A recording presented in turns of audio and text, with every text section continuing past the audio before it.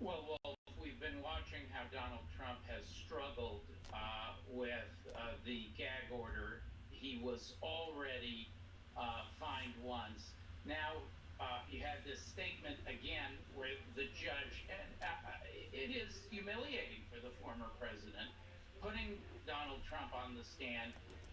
Donald Trump claims he was talking about Michael Cohen, but Wolf, Michael Cohen was not sitting alongside the judge. Cohen was sitting a distance away and below the judge. That was clearly a reference to the judge's clerk, and the judge found that Trump was not credible.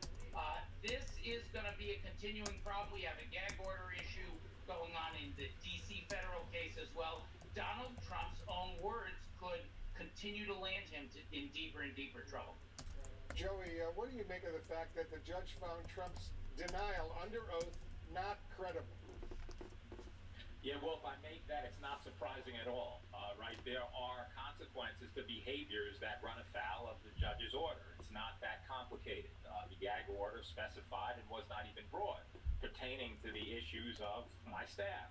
And so when you make a reference to someone who is partisan, the person sitting right next to you, and as Norman indicated, Michael Cohen wasn't there. Who else are you referring to? And so it's not surprising that the judge viewed that as credible, and it's equally not surprising that the judge demanded accountability. And I think what the judge is also doing is looking at deterrence. I mean business. You're not to do this. This is my order. Don't do it again. If you do, I'm going to hit you where it hurts, and that's your pocketbook. And that's what the judge did. Let me bring Caitlin back into this conversation. Caitlin, the judge warned Trump today, and I'm quoting him now, "Don't do it again or it'll be worse," end quote. What sort of penalty is Trump looking at if he were to break this gag order again? Well, right now it does look like it is just hitting him in the pocketbook. $15,000 total that he's being fined. He could be fined more by the judge. But of course, when a judge draws a line, you often don't want to cross it because you could be held in contempt of court. There could always be the penalty of having your bail revoked, meaning you could be put on house arrest or put in jail. Now, that doesn't seem to be something that's been on the table in this case. This case is about holding Trump accountable on the money side of things.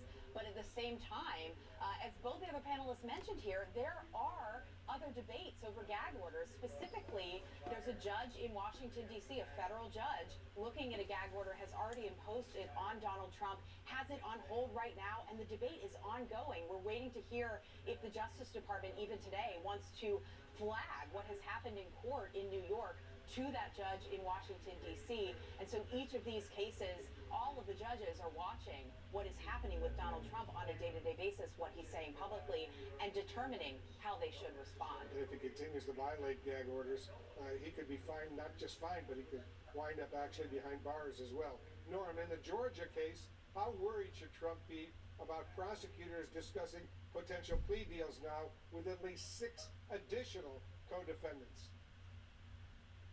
He should be very worried, Wolf, and so should the other individuals who are at the very top of the caption of this indictment: Meadows, Giuliani, Eastman. Because with the 3 plea deals that we have from lawyers who are involved already, they are powerful witnesses against Trump and the others, and now 6 more. Fani Willis is masterfully working her way, as we say, up the food chain to the big fish.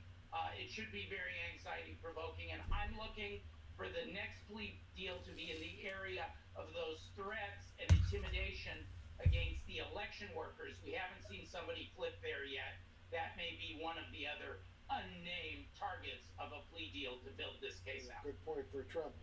These plea deals are really, really bad news, legal news for him. Joey, of the remaining co-defendants in Georgia who have yet to take a plea deal, whose testimony do you think could potentially be the most damaging to Trump?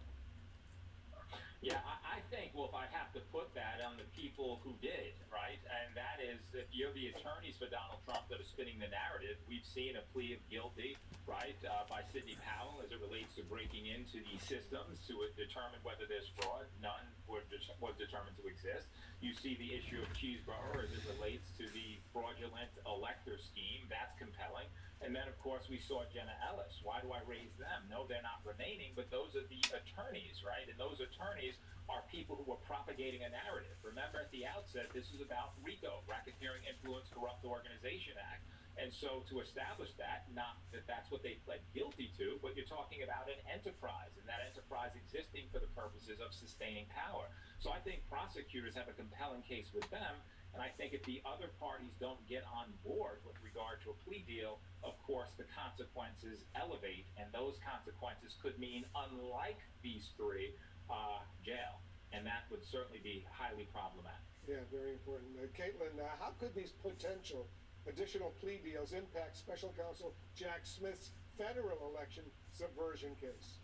Well, Wolf, that case is charged. It is the prosecutors, the Justice Department, the United States against Donald Trump, and they are ready to go to trial. And so the possibility that the plea deals play into that trial as it stands, set to go to trial in March, and the judge is saying that's not moving, it doesn't look like it's going to have that much effect there.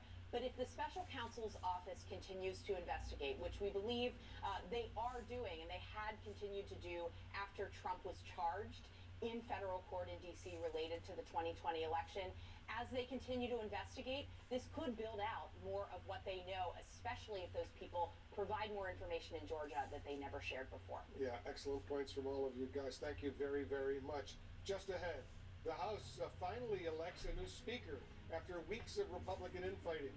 What it means for the looming government shutdown. Stand by. Plus, we'll get a live update from Israel as Prime Minister Benjamin Netanyahu signals a ground invasion of Gaza by Israeli troops is still on track despite U.S. concerns. Meet the Jennifers, each planning their future through the Chase mobile app. Hello, new apartment. One bank for now, for later, for life. Chase, make more of what's yours. How do we decide what hotel to book? Fear not. I got you. Choice Hotels has a hotel for every type of stay. Like a comfort with the kiddos. Spacious. That's what they all say. Stay twice and get a free night when you book direct at choicehotels.com. For moderate to severe Crohn's disease, Skyrizi is the first IL-23 inhibitor that can deliver remission and visibly improve damage of the intestinal lining. Serious allergic reactions and an increased risk of infections or a lower ability to fight them may occur. Tell your doctor if you have an infection or symptoms, had a vaccine, or plan to. Liver problems may occur in Crohn's disease. Control of Crohn's means everything to me. Ask your gastroenterologist about Skyrizi. Learn how AbbVie could help you save. DirecTV Sports Central gives you access to every game, but Terry doesn't have DirecTV. Come on, what with that? Here. Now, you can find the game easy. Barbecue is saved! Visit DirecTV.com for up to a $400 reward card. My barbecue is ruined. My name is Josh Sanaga, and I'm the owner at Isla Veterinary Boutique Hospital. I was 5-6 years of age, and I knew I was going to be a vet. Once Alexandra called me to let me know that Bank of America had approved my loan, it was important to me. We not only just provide the financing piece, we do everything that we can to surround them with the right people. All you need is a perfect, amazing team that will guide you through the right steps to be successful. And that's what Bank of America was for me.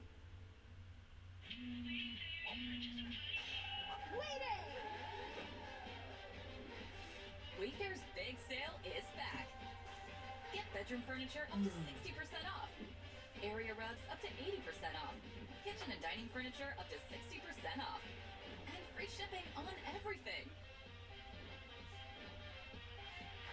Save big this Way Day now. Wayfair, you've got just what I need. When you have auto glass damage, trust Safelite. My customer really relies on his car's advanced safety system. You're right.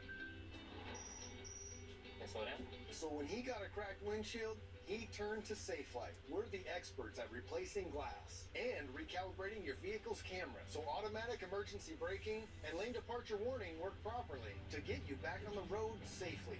And that means a lot. Schedule now. Safelite repair, Safelite replace. Got a feeling I can't escape it. Feeling good, but the extra great, 'cause I reinvent. For the life you're making, that's he hasn't. Liberty Mutual customized my car insurance, and I saved hundreds. With the money I saved, I started a dog walking business. Oh! That's so much money! Only pay for what you need. Liberty, liberty, liberty, liberty. From summer loves to fall flames. So many ways to save. Life ready, wallet happy. That's 365 by Whole Foods Market. Closed captioning brought to you by InventHelp. Call 1-800-710-0020. Do you have an invention idea but don't know what to do next? Call InventHelp today. They can help you get started with your idea. Call now. 800-710-0020. Tonight, the new Speaker of the House, Mike Johnson, has his work certainly cut out for him after doing what 3 other nominees for the job failed to do. That would be win over all of his fellow House Republicans. We're following all the breaking news on Johnson's election just a little while ago, and what happens next. CNN's Melanie Zanona is joining us live from Capitol Hill right now. Melanie, this was, 22 days in the making, and it seems like Speaker Johnson got right down to business. Yeah, that's right. Well, Republicans were really trying to show that the House is back up and running, and one of Speaker Johnson's first act as Speaker was to put a bipartisan resolution on the floor to condemn Hamas and express support for Israel. And all lawmakers, except for 9 Democrats and 1 Republican, voted in support of that resolution, which did pass. So an easy victory under Johnson's belt here. But he is going to face a number of immediate challenges now that he has stepped into the speakership role. That includes government funding, which expires on November 17th and bedeviled his predecessor, Kevin McCarthy. He's going to have to heal the deep wounds inside the GOP, which are still very real. And he's also going to have to deal with the White House request to package Ukraine aid with Israel aid. I caught up with Johnson a little bit ago and asked him whether he supports Ukraine aid, something that has been very divisive in the GOP. And he said he does support it, but it needs to have conditions and they need to have accountability. He declined to say exactly what that would look like. So we'll see how he handles that issue. But it's clear he's going to have to navigate the same tricky political headwinds that Kevin McCarthy did. But Johnson, so far, expressing optimism about the path ahead. You're going to see an aggressive schedule in the days and weeks ahead. You're going to see Congress working as hard as it's ever worked, and we are going to deliver for the American people. We're in the majority right now. We've gone through a little bit of suffering. We've gone through a little bit of character building, and you know what it's produced? More strength, more perseverance, and a lot of hope. And that's what we're about to deliver to the American people.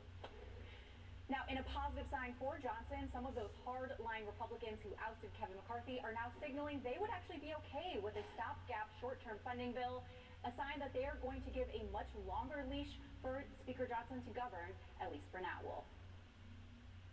Melanie Zanona, thank you very much. Let's get some more on all of this with our political experts, and I want to start with you, Gloria. It took, 22 days for the Republicans finally to get their act together and elect a new Speaker of the House. Why did Johnson succeed when 3 of his 3 other Republican Speaker designees failed? And let's just say that yesterday he had all of 34 votes, and today he ran unopposed in the Republican Party. Look, first of all, I think we have to be honest and say that Republicans were exhausted by this and they were completely embarrassed by this.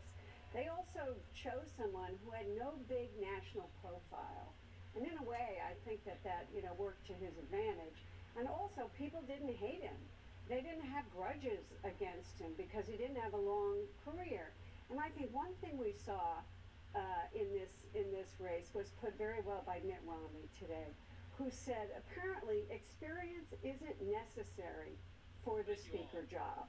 We're down to folks who haven't had leadership or chairmanship roles, which means their administration of the House will be a new experience for them. I would second that. Yeah, he's only been in the House for 6 years. He got elected in 2017. Hasn't been a committee chairman either. So he doesn't have a whole lot of experience. You know, Jamie, he was the chief architect, one of the chief architects in the House to try to overturn the presidential election in 2020. Trump gave Johnson his seal of approval, as you know. So how does this impact what's going on among Republicans in the House? In fact, Steve Bannon tonight just tweeted about how important the new speaker was to trying to overturn the election. Look, the message here is Donald Trump is still in charge. Emmer, who was not an election denier, went down yesterday. Speaker Johnson, as we've said, is not just any election denier. He was driving the bus. One of the questions you have to ask is, what does this mean politically? He is now third in line in succession to be President of the United States. A lot of people are going to be asking him, will he ever say that Joe Biden was elected president in a fair election? Shirley, that you were in the House of Representatives for a while. I assume you know this new speaker. Yeah, I You don't have to love me. Look, he's a very, very smart, very conservative guy. He's got a nice disposition, but he's very conservative. And I suspect, though, that he's going to run into some hard challenges with the spending bills. I mean, it's interesting that the folks who took down Kevin McCarthy are going to allow him to vote for to bring a continuing resolution to the floor. But they're talking about kicking this thing out into January or as far as April. They're going to find out faster someplace called the U.S. Senate. And they might have a different opinion on that. So, he's probably going to be given that long leash. But, he's a blank slate as far as most of the American public is concerned. And I suspect the Democrats are going to spend a lot of time trying to define him over the next few months. If the Republicans are smart, they're going to try to introduce him to the American people because nobody really knows him. Can I just add to that? Well, they're already defining him. You can bet the Democrats are focused on two things: holding on to the White House in 2024, taking back the House as well. We can count the minutes until the attacks and the fundraising start. And to your point, he is unknown now, but he is so conservative on abortion, on gay rights, on climate change. This is, in a certain way, it's a gift to the Democrats. Democracy too, and on the question. And as an election denier. Exactly. And I already got a text today from a Democrat saying to me, this is what we're going to do. This is how we're going to talk about it. There's a deeper problem here. When Emmer finished ahead of Johnson, Scalise finished ahead of Jordan, a rump minority tries to impose its will on the majority. That is, they don't accept the outcome. On Ukraine funding, there's a strong majority for Ukraine funding, but a rump minority tries to prevent it. You don't like the election result in 2020? Try to decertify it. There's a pattern here, and that's been upsetting to me. Well, there's no interest in governing. Right. I mean, that's you come from a part of the Republican Party that wanted to govern, and I think a lot of these members have no interest in governing. They want to make points, right? Or blow it up. Or blow it up, exactly. But they're in the majority in a divided government. Some of them are going to have to govern, and the Speaker's going to find that out. Gloria, I want to get your reaction to something Congressman Matt Gaetz, one of the 8 Republicans who ousted Kevin McCarthy we were just as talking Speaker, about, right? what he said about Johnson's election. Listen to this. MAGA is ascendant, and if you don't think that moving from Kevin McCarthy to MAGA Mike Johnson shows the ascendance of this movement and where the power in the Republican Party truly lies, then you're not paying attention. I think Matt Gaetz has a point there. I think that this Mike Johnson is incredibly conservative. He was an election denier. He's not for abortion rights. There's a part of the party, a large part of the Trump part of the party, as you were saying, which is a majority of the Republican Party that he leads. And I think that Gaetz is very proud of himself for, in a way, getting the conference to get to Mike Johnson. And maybe one of the reasons that happened is because he wasn't so well known and they were just tired. And we'll see if MAGA is ascendant in the House of Representatives among Republicans. All right, guys, thank you very, very much. Coming up, we'll take a closer look at the brand new Speaker of the House, plus our live report on Israel's war against Hamas. CNN, of course, is on the ground in the Middle East, and we'll be right back. It's about dang time for the Bucks to start their season against the Sixers. Then the Suns and Lakers rivalry picks up in Hollywood. 76ers Bucks, Suns Lakers. Coverage begins tomorrow at 7 p.m. Presented by Kia on TNT. Tourists that turn into scientists. Tourists photographing thousands of miles of remote coral reefs that can be analyzed by AI in real time. researchers can identify which areas are at risk and help life underwater flourish.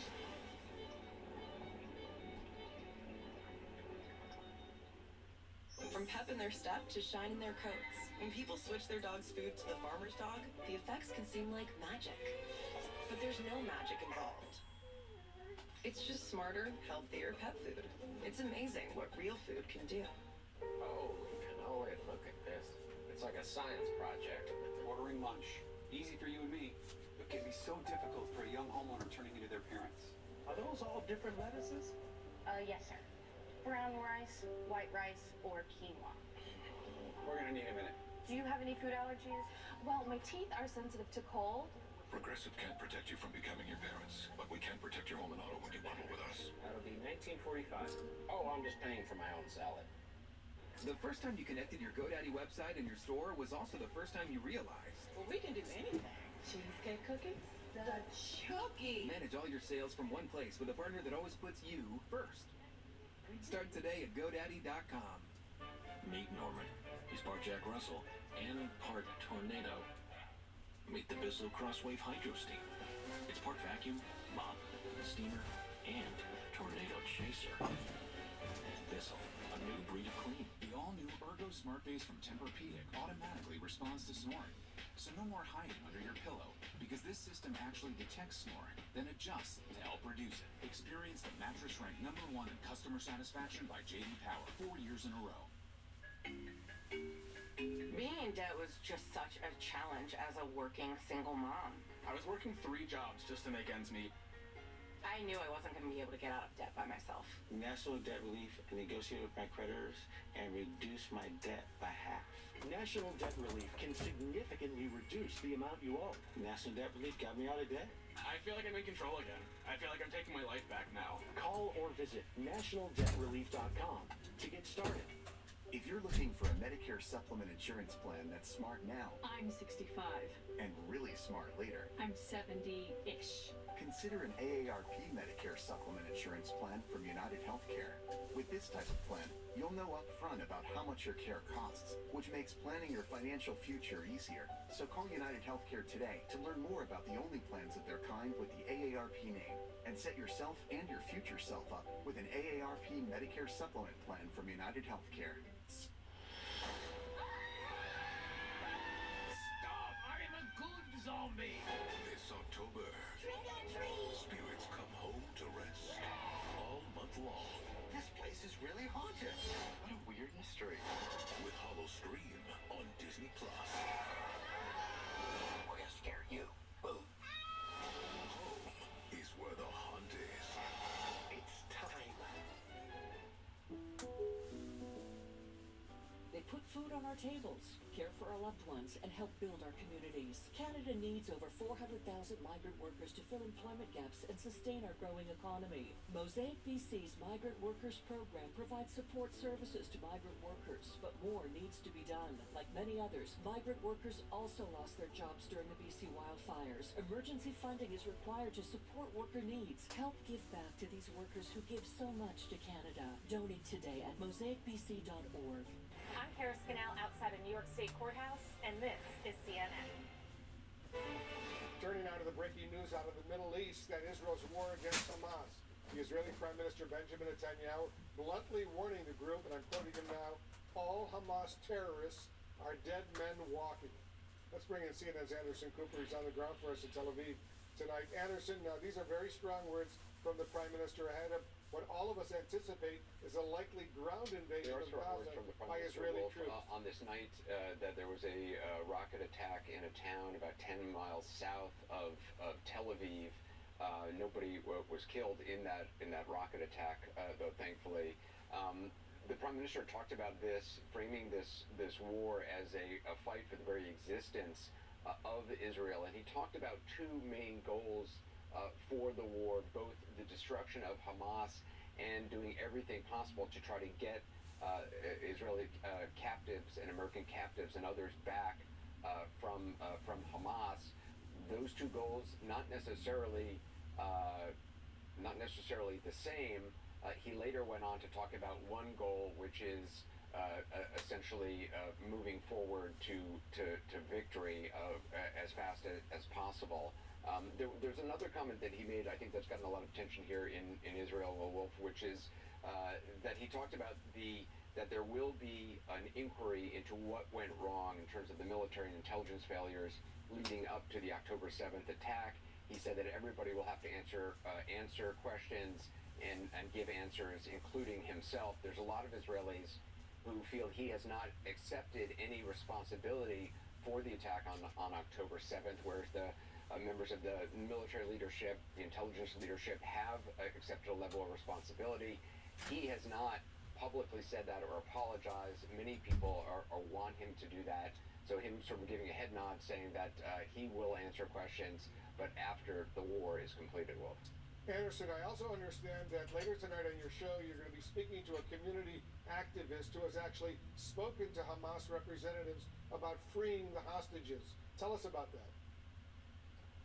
Yeah, this is a person who was involved in kind of behind-the-scenes ways early on in the negotiations over Gilad Shalit, the Israeli soldier who was held for many years and ultimately exchanged for more than 1,000 Palestinian prisoners in Israeli jails.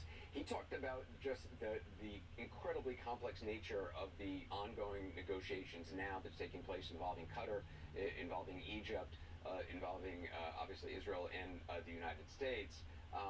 It's a complexity that really nobody has seen before, given the large number of hostages. And the other thing he's pointing out, which is interesting, is he's sort of confirming what many here have pointed to, the likelihood that some of these hostages may not be held directly by Hamas or even Islamic Jihad. They may have been taken by individual families in Gaza, people who crossed over the border in the wake of the Hamas gunmen going over and grab people, which we've seen in the past, and ultimately those people get ransom for money, or they get money for that, and ultimately they end up in the hands of Hamas. So there may be, Hamas may not know at this moment exactly where all of the 220 or so people believed to be held hostage, where they are, and that's one of the complicating factors here. Yeah, one of many complicating factors. Anderson, thank you very much, and we're going to see Anderson later tonight on AC 360, 8 p.m. Eastern. Look forward to it, Anderson.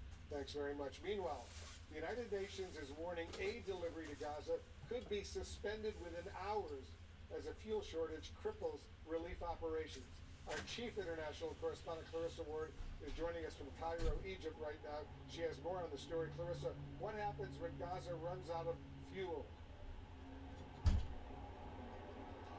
Well, this is what everybody is waiting to see, and it could happen any moment now. We just don't know exactly, but hospitals have been warning that their generators will stop, ventilators will stop, incubators will stop. Much-needed desalination plants, which are providing the only drinkable water, will stop. People have been forced, according to doctors, to drink brackish water. They're seeing all sorts of health problems associated with that, including a spike in preeclampsia in pregnant women.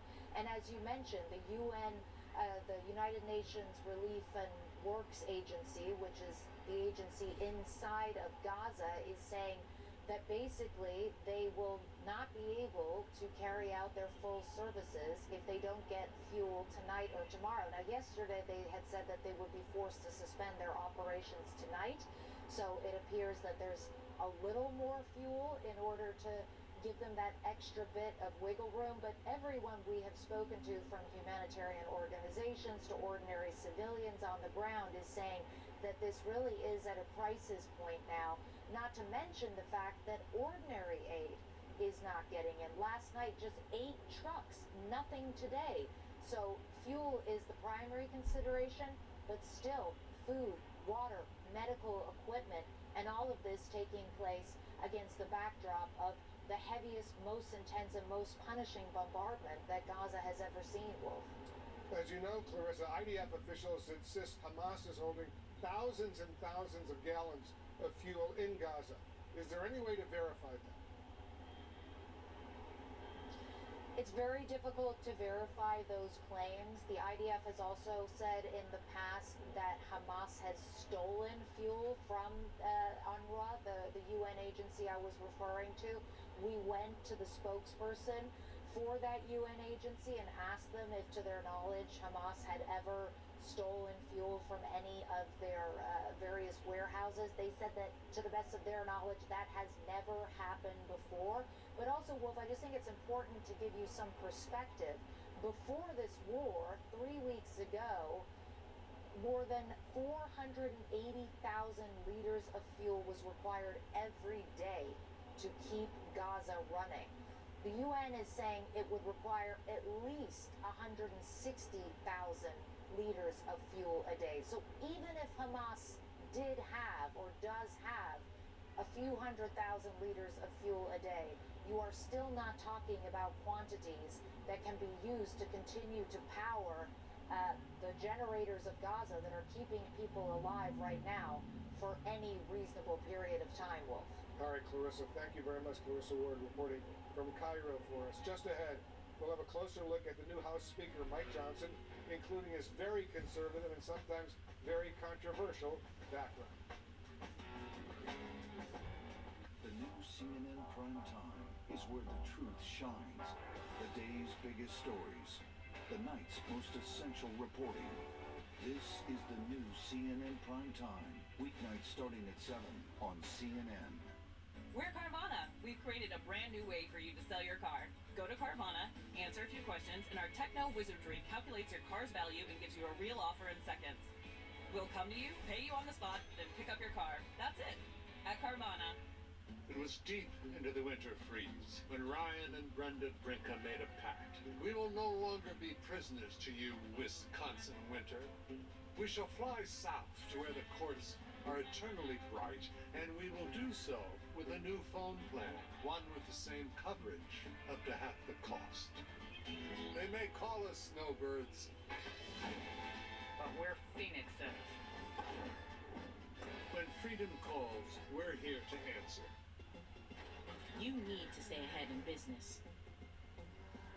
Use data analytics to do things like speed up prototyping. With the most experience in the cloud, imagine how AWS can transform your business. I was paying for in-flight Wi-Fi for months before I finally caught it. Rocket Money uncovers hidden subscriptions and notifies you when a charge is upcoming.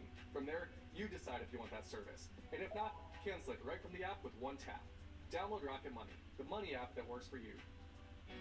I was a teacher for 30 years, and today I'm a grandmother of 9.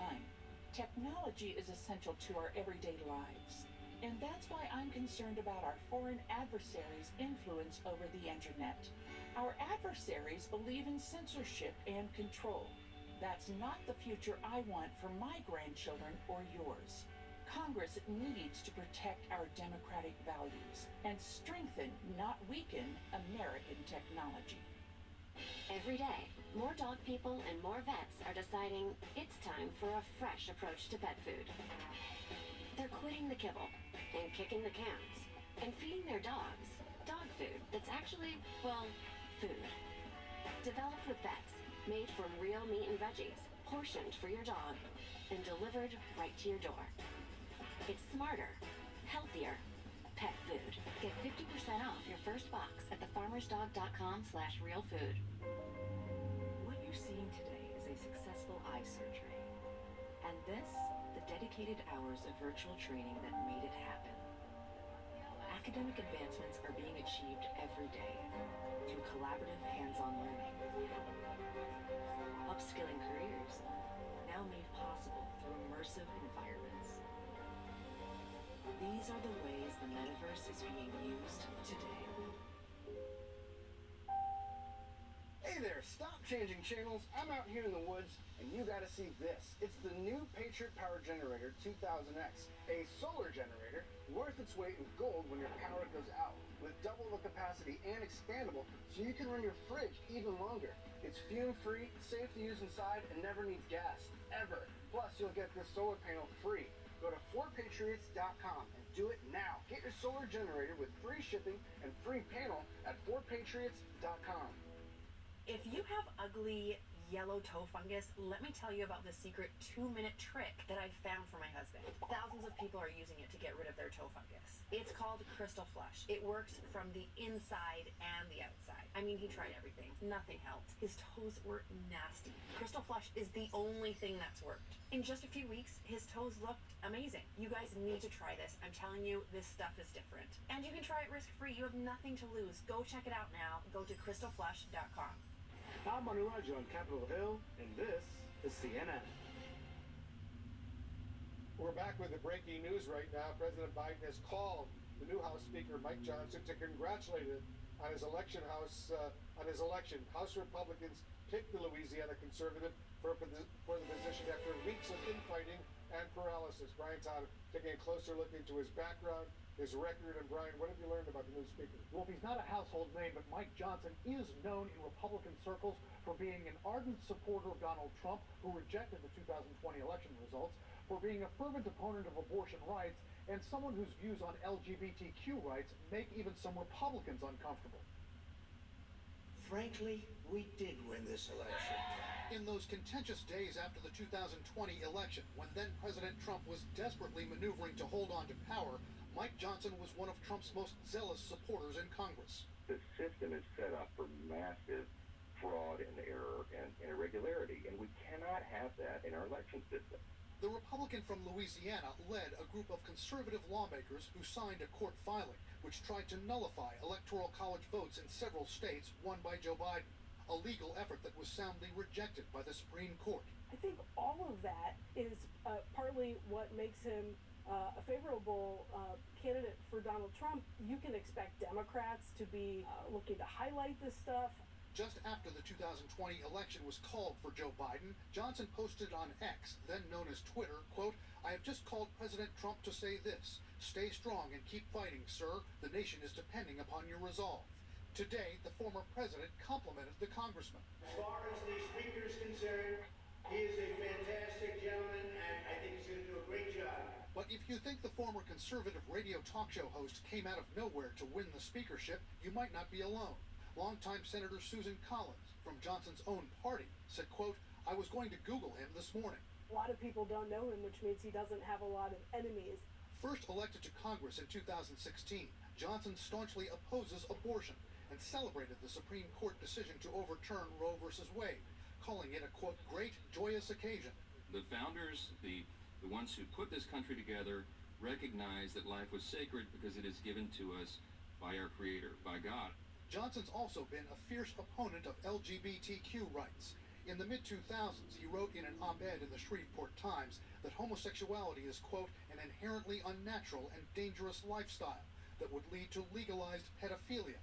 The 51-year-old Johnson, according to Politico, is the least experienced speaker elected in 140 years. Is he in over his head? The speaker job is an on-the-job training situation. Nobody's prepared for that role unless they've already been in it. Yeah. Analysts say Mike Johnson won't have much of a hot honeymoon period as House Speaker. One of his first big tests will come in the days leading up to the November 17th government shutdown deadline.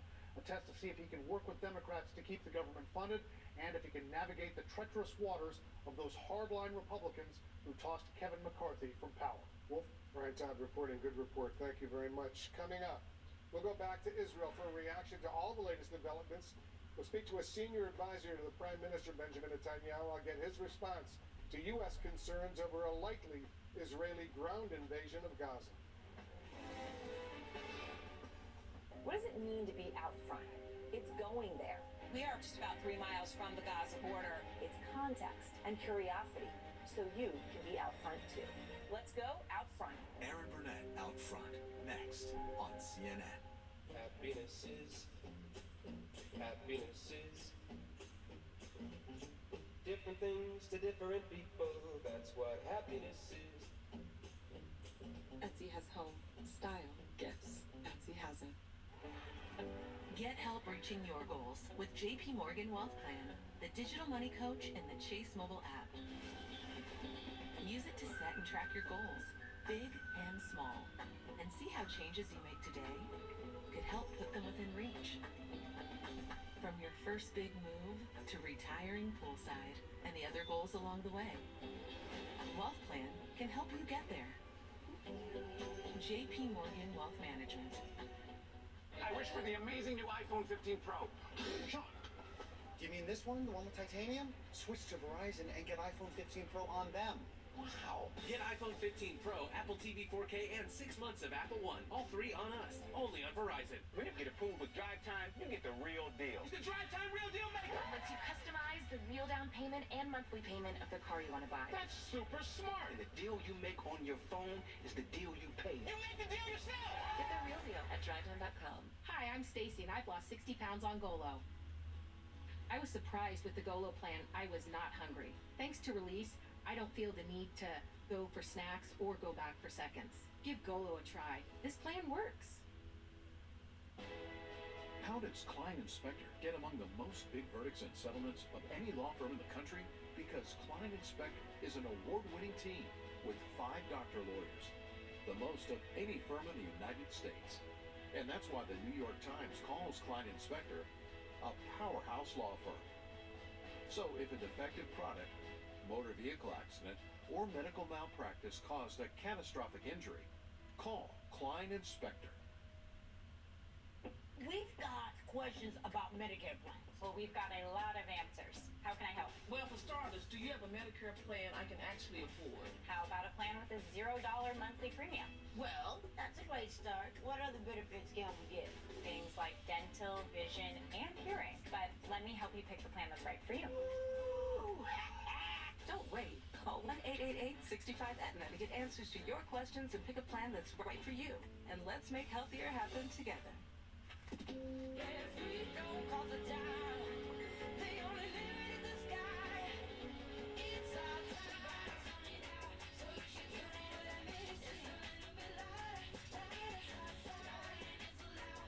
You want to see a trick? Sure. I can make anything you want appear on that TV. Superheroes. Superheroes. Well, cute animals. Cute animals. Wizards. Wizards.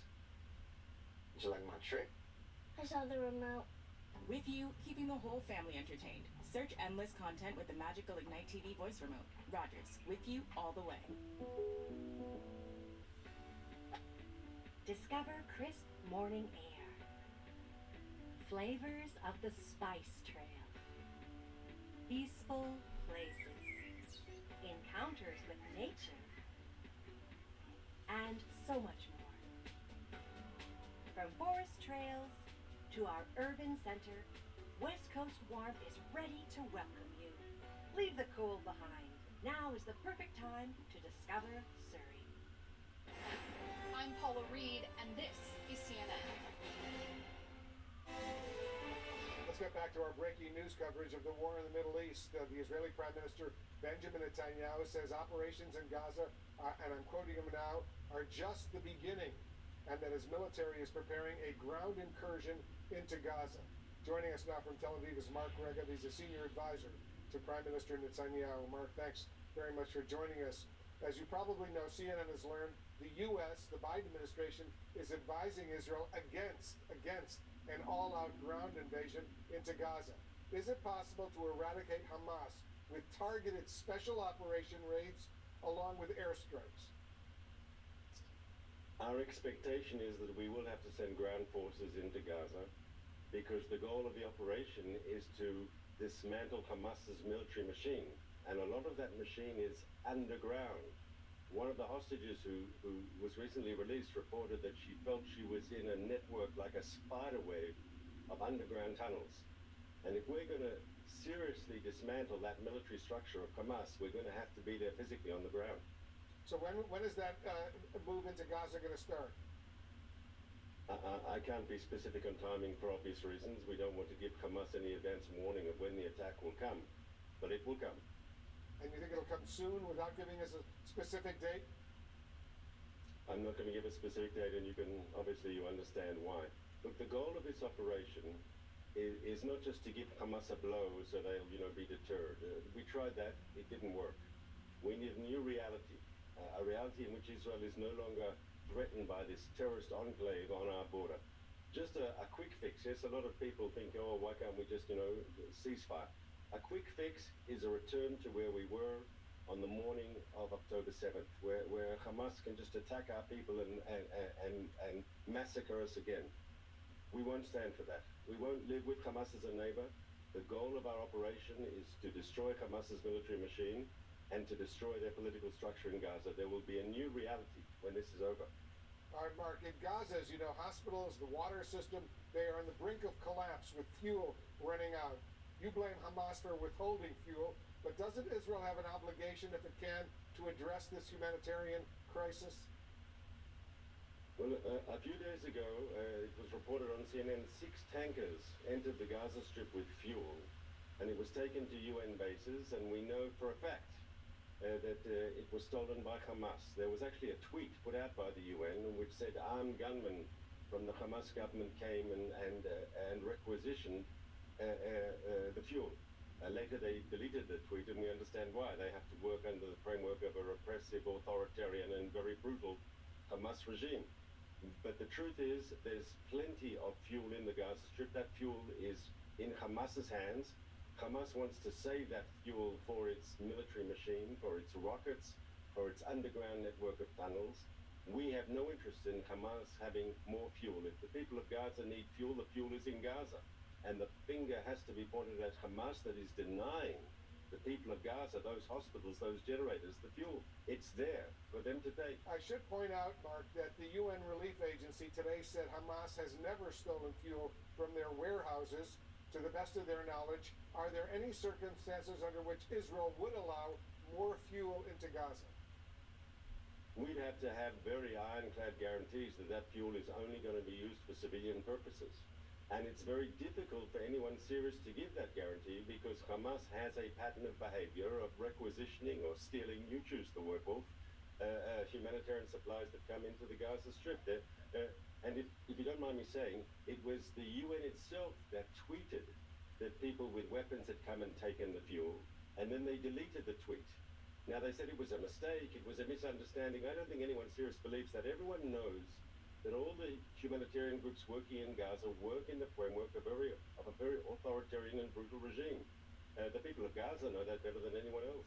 Mark Regev, thanks so much for joining us. My pleasure, Wolf. We'll be right back with more news. Tourists that turn into scientists. Tourists taking photos that are analyzed by AI. So researchers can help life underwater flourish.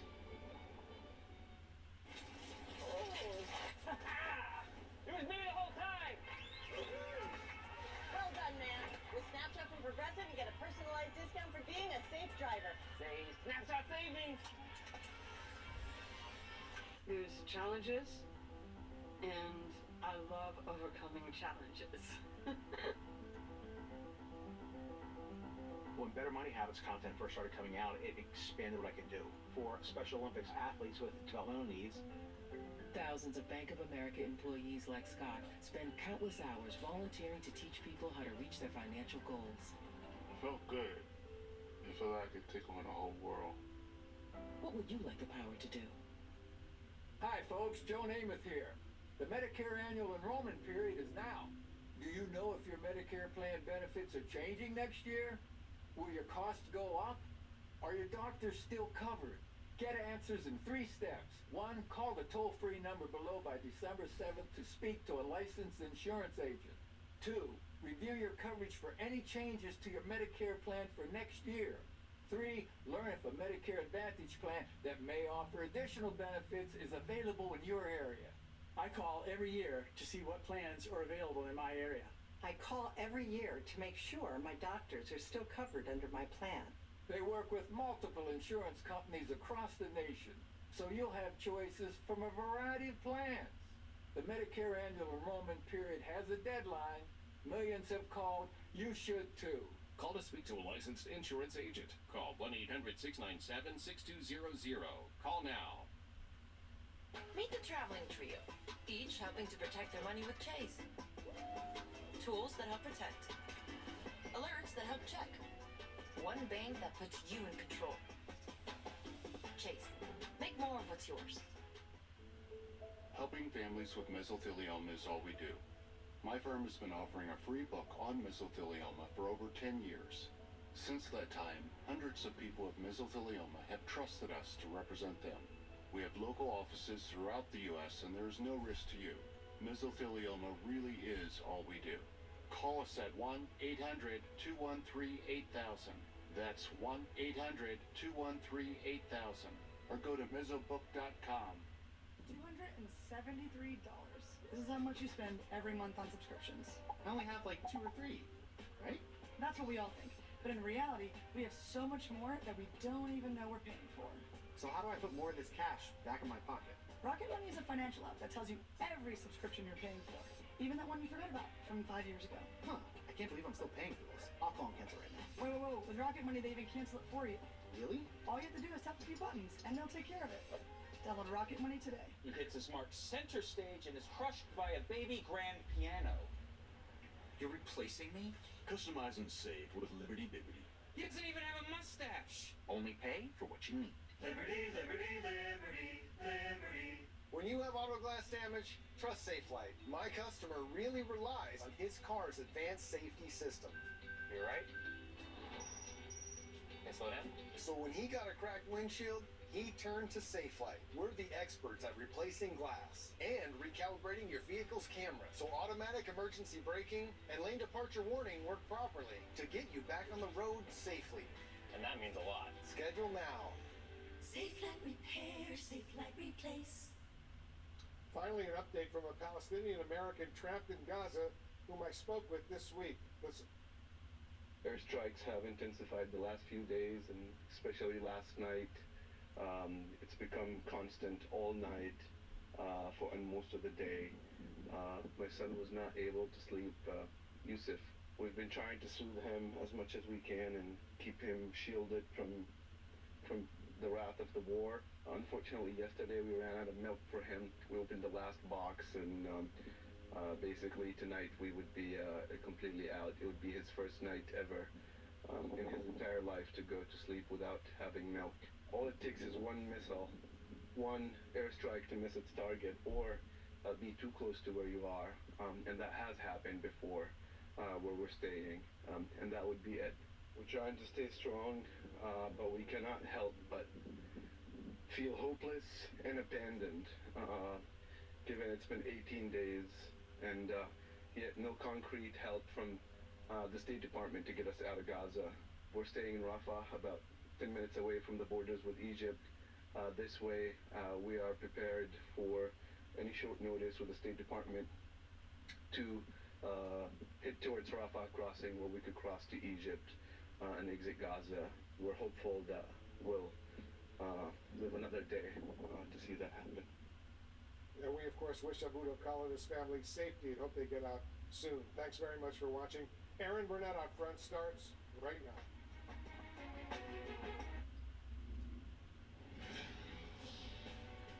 Up front next, live from Tel Aviv, the breaking news, new rocket attacks here in Israel as the Prime Minister says, quote, we are raining down hellfire on Hamas. Plus out front's exclusive dispatch from Gaza. Tonight, an American pediatrician stuck there sleeping outside says there is one toilet for 800 people to use. And the breaking news in the United States, the House has a new speaker after a 22-day debacle. He is Mike Johnson from Louisiana, an election denier with fewer years in the House than any speaker since 1883. And a dramatic day in court for former President Trump. He took the stand, he was fined, called a liar by the judge, and he stormed out of court. Let's go out front. And good evening. Welcome to a special edition of Out Front. I'm Aaron Burnett, tonight live in Tel Aviv. And we are following several breaking stories around the world. Here in Israel, new video of a rocket attack just about 10 miles from where we are tonight. Israel says several people were injured. As Prime Minister Benjamin Netanyahu says his forces are now, quote, raining down hellfire on Hamas. And that is indeed what seems to be happening there. Constant strikes. Netanyahu says they've killed thousands of terrorists and, quote, this is only the beginning. Strikes are now reported up and down the Gaza Strip, where, of course, civilians are caught in the fire. Much more of all the developments on the ground, including the latest on hostage negotiations and new reporting out front on Hamas military capabilities, as well as our exclusive dispatch from inside Gaza, where the UN relief efforts warned that those efforts could stop as soon as tonight. And I should say it is 2 a.m. here in Tel Aviv. But first, we do have two major stories in the United States this hour. After 22 days, the House finally has a speaker. and he is a Republican Congressman, Mike Johnson of Louisiana. The little-known congressman was able to do what no one else in his party could do, which was actually get the gavel. Johnson was first elected in 2016. He does have less experience in the House than any person elected Speaker since John Carlisle back in 1883. He's a vocal opponent of abortion and LGBTQ rights and was a key player in efforts to overturn the 2020 election. Tonight, Trump is taking credit for Johnson's win. This time yesterday, nobody was taking a bite, and then we put out the word, and now he's the Speaker of the House. Trump taking credit on what was a monumental day in court for him. He had other things to pay attention to. He took the stand during his fraud trial after he was accused of breaking a gag order. Under oath, Trump said he was talking about Michael Cohen and not a clerk in the court when he said this. Because this judge is a very partisan judge, with a person who's very partisan sitting alongside of him, perhaps even much more partisan than he is. All right, here's the thing. Judge Arthur Engoron didn't buy what Trump was saying under oath about, the person next to him, Michael Cohen. And the reason is because you can see who's sitting next to the judge. It is the clerk. That is the clerk. That's who's sitting next to the judge, not Michael Cohen. Clerk sitting there. And Trump, in fact, has attacked that clerk in the past, which is why he was under a gag order in the first place. So the judge saying he found Trump, quote, not credible when he said, he was talking about someone else sitting next to the judge when no one else was sitting there. And he fined the former president $10,000. Shortly after that, Trump stormed out of the courtroom. Paula Reed has more on Trump's heated day in court, a dramatic day. I want to begin, though, with Manu Raju on Capitol Hill, because Manu, the courtroom mess aside, a victory for Trump on Capitol Hill today. House Republicans electing Mike Johnson as their new speaker, and 22 days of paralysis in the House, but of course a person who is a very outspoken election denier. How did he pull this off? Well, Republicans were weary of all the infighting. Members who are more moderate, including ones who are more conservative, simply wanted to move on because they have been battling in intense discussions behind the scenes for days and have not been able to come to any sort of consensus. As a result, this chamber has been completely paralyzed, unable to act on key issues of national, international significance, whether it's aid to Israel or taking steps to reopen the government. And ultimately, after 3 nominees of their party who could be the Speaker of the House after Kevin McCarthy was ousted in historic fashion, unprecedented fashion, after those 3 nominees saw their bids collapse, ultimately they decided that Mike Johnson was the one to get there. Even though he has had little experience in Congress, having served only since 2017, not the committee chairman, a rank-and-file member, but someone who was well-liked across the conference, ultimately deciding he was a person to go with. Now, Johnson, after he was elected along party lines, not losing any Republican votes, took to the House floor and said the House is back in business. I want to thank my dedicated wife of almost 25 years, Kelly.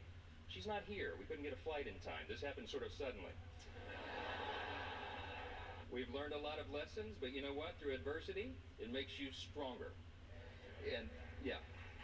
And we want our allies around the world to know that this body of lawmakers is reporting again to our duty stations. Let the enemies of freedom around the world hear us loud and clear. The People's House is back in business. Now, Johnson is well known in the House Republican Conference, but he is now well known among some key Democrats. Hakeem Jeffries, for one, told me he had not spoken to Mike Johnson, and also Senate Republicans.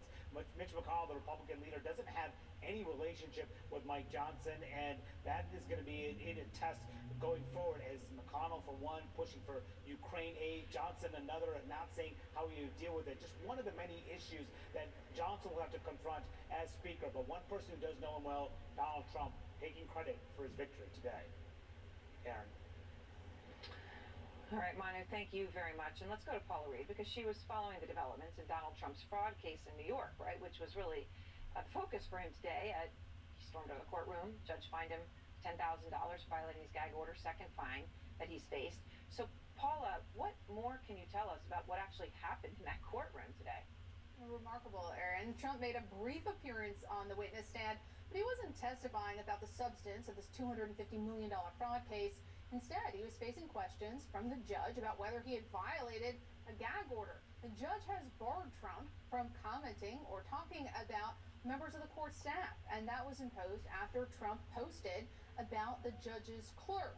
And then today, Trump complained about the judge, suggesting he was partisan, but then also implied that the person sitting alongside him was also partisan.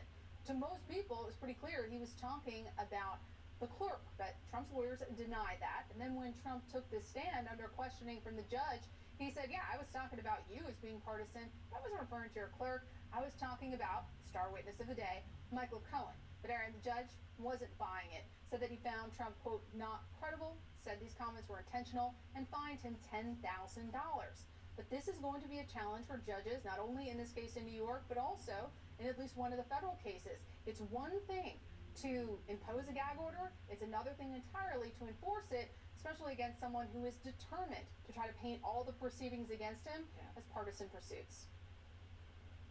Absolutely. So, Paul, it all comes as 4 of Trump's co-defendants in the Georgia election case. 4 of them have now pleaded guilty. Obviously, that's very significant. You know, it went from 0 to 4, and 4 important players, right? What are you hearing about the possibility that more people will flip?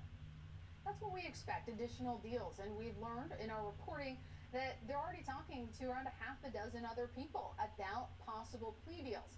Now, among the people they've approached are former election supervisor Misty Hampton, former Trump campaign official Mike Roman, and even a pro-Trump lawyer, Robert Cheeley. Now, we've learned he was approached, but so far rejected the deal, but negotiations are ongoing.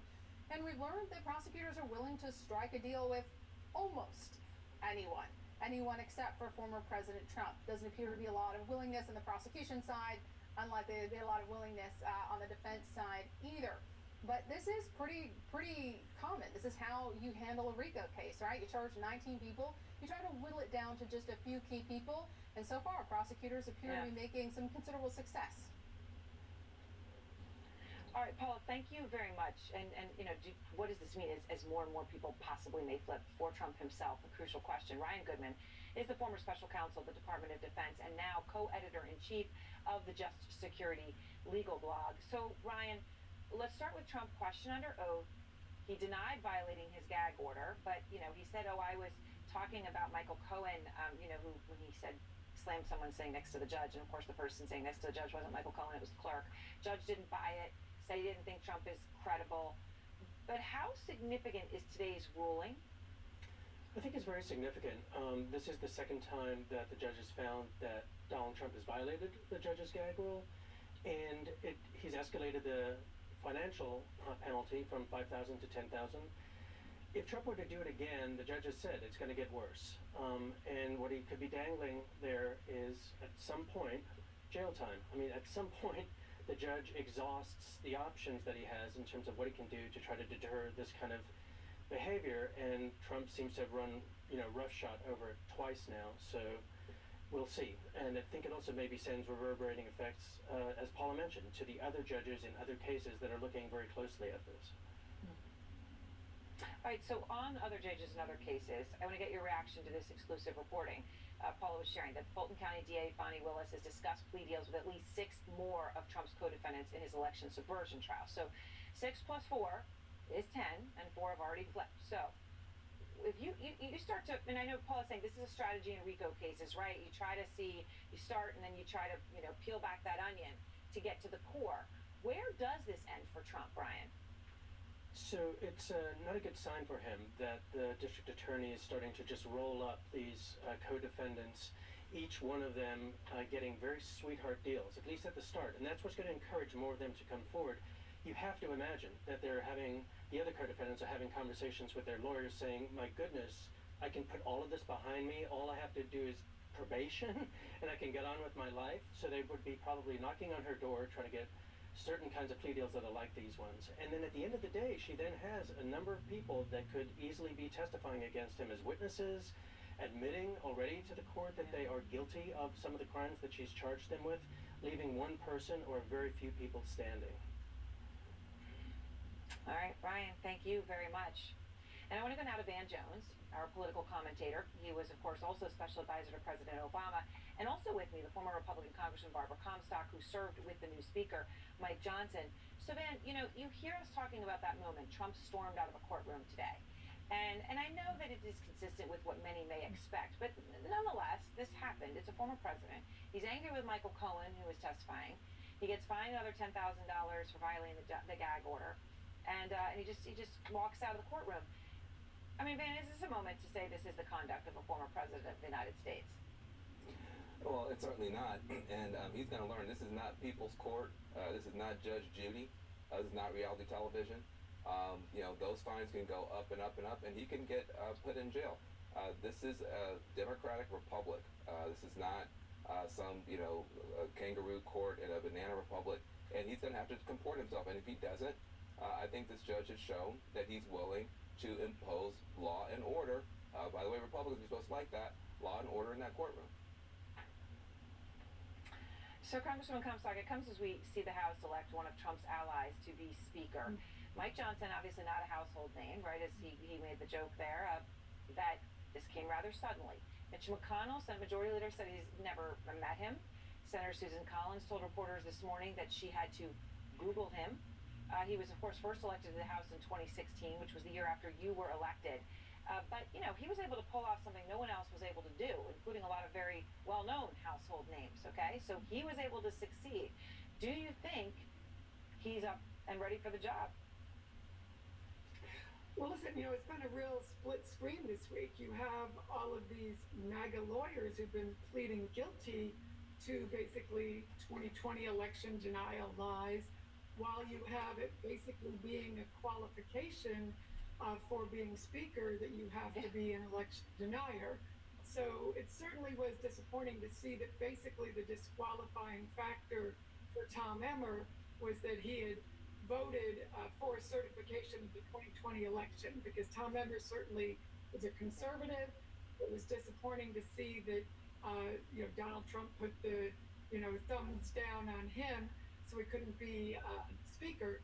But you're going to now see, can he manage this unruly group of people? He did vote against keeping the government open. That November deadline that's coming up, that will be his first big test.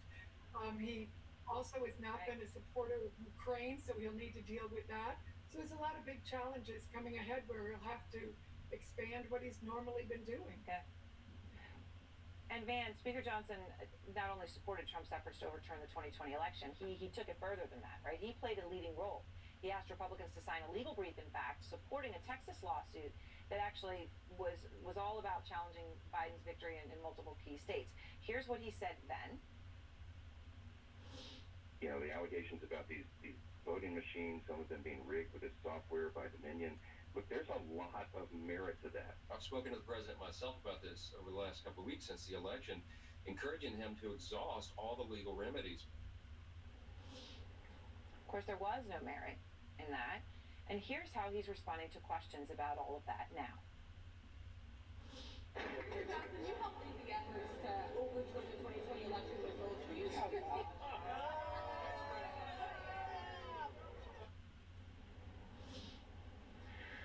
So, what's the significance of him being Speaker, Van? I mean, it is as Barbara just said, it is the litmus test.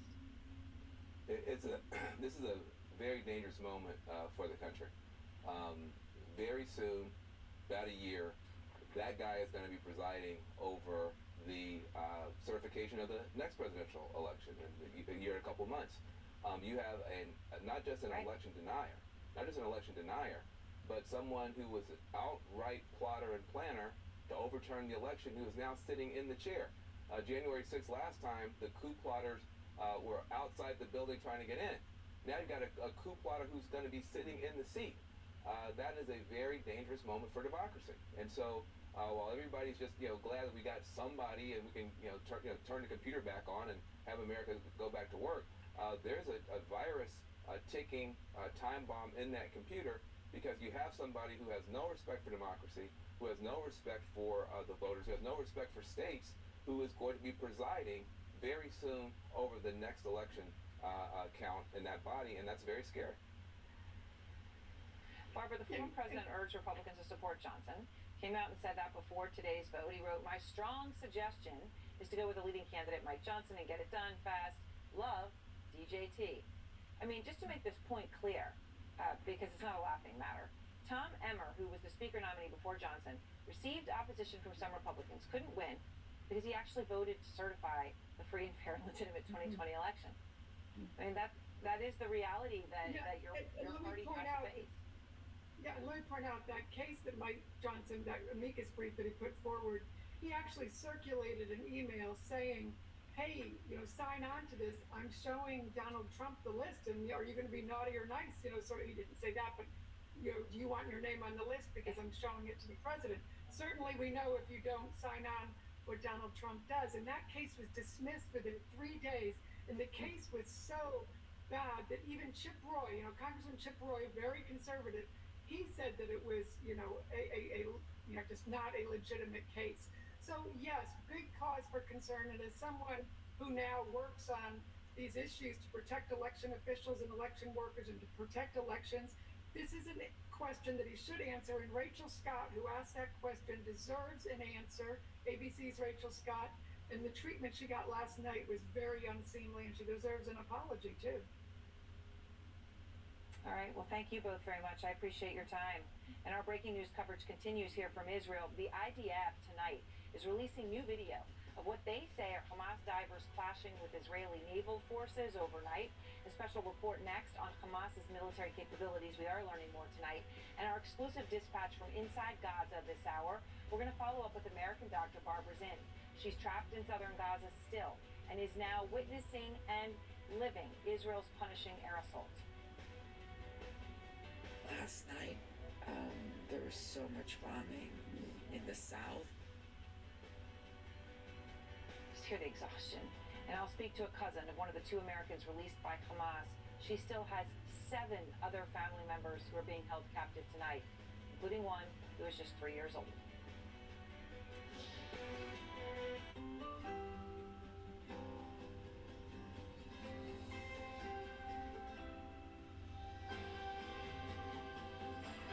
Start your day with Nature Made, the #1 pharmacist-recommended vitamin and supplement brand. You need to stay ahead in business. Use machine learning to predict what your customers will like.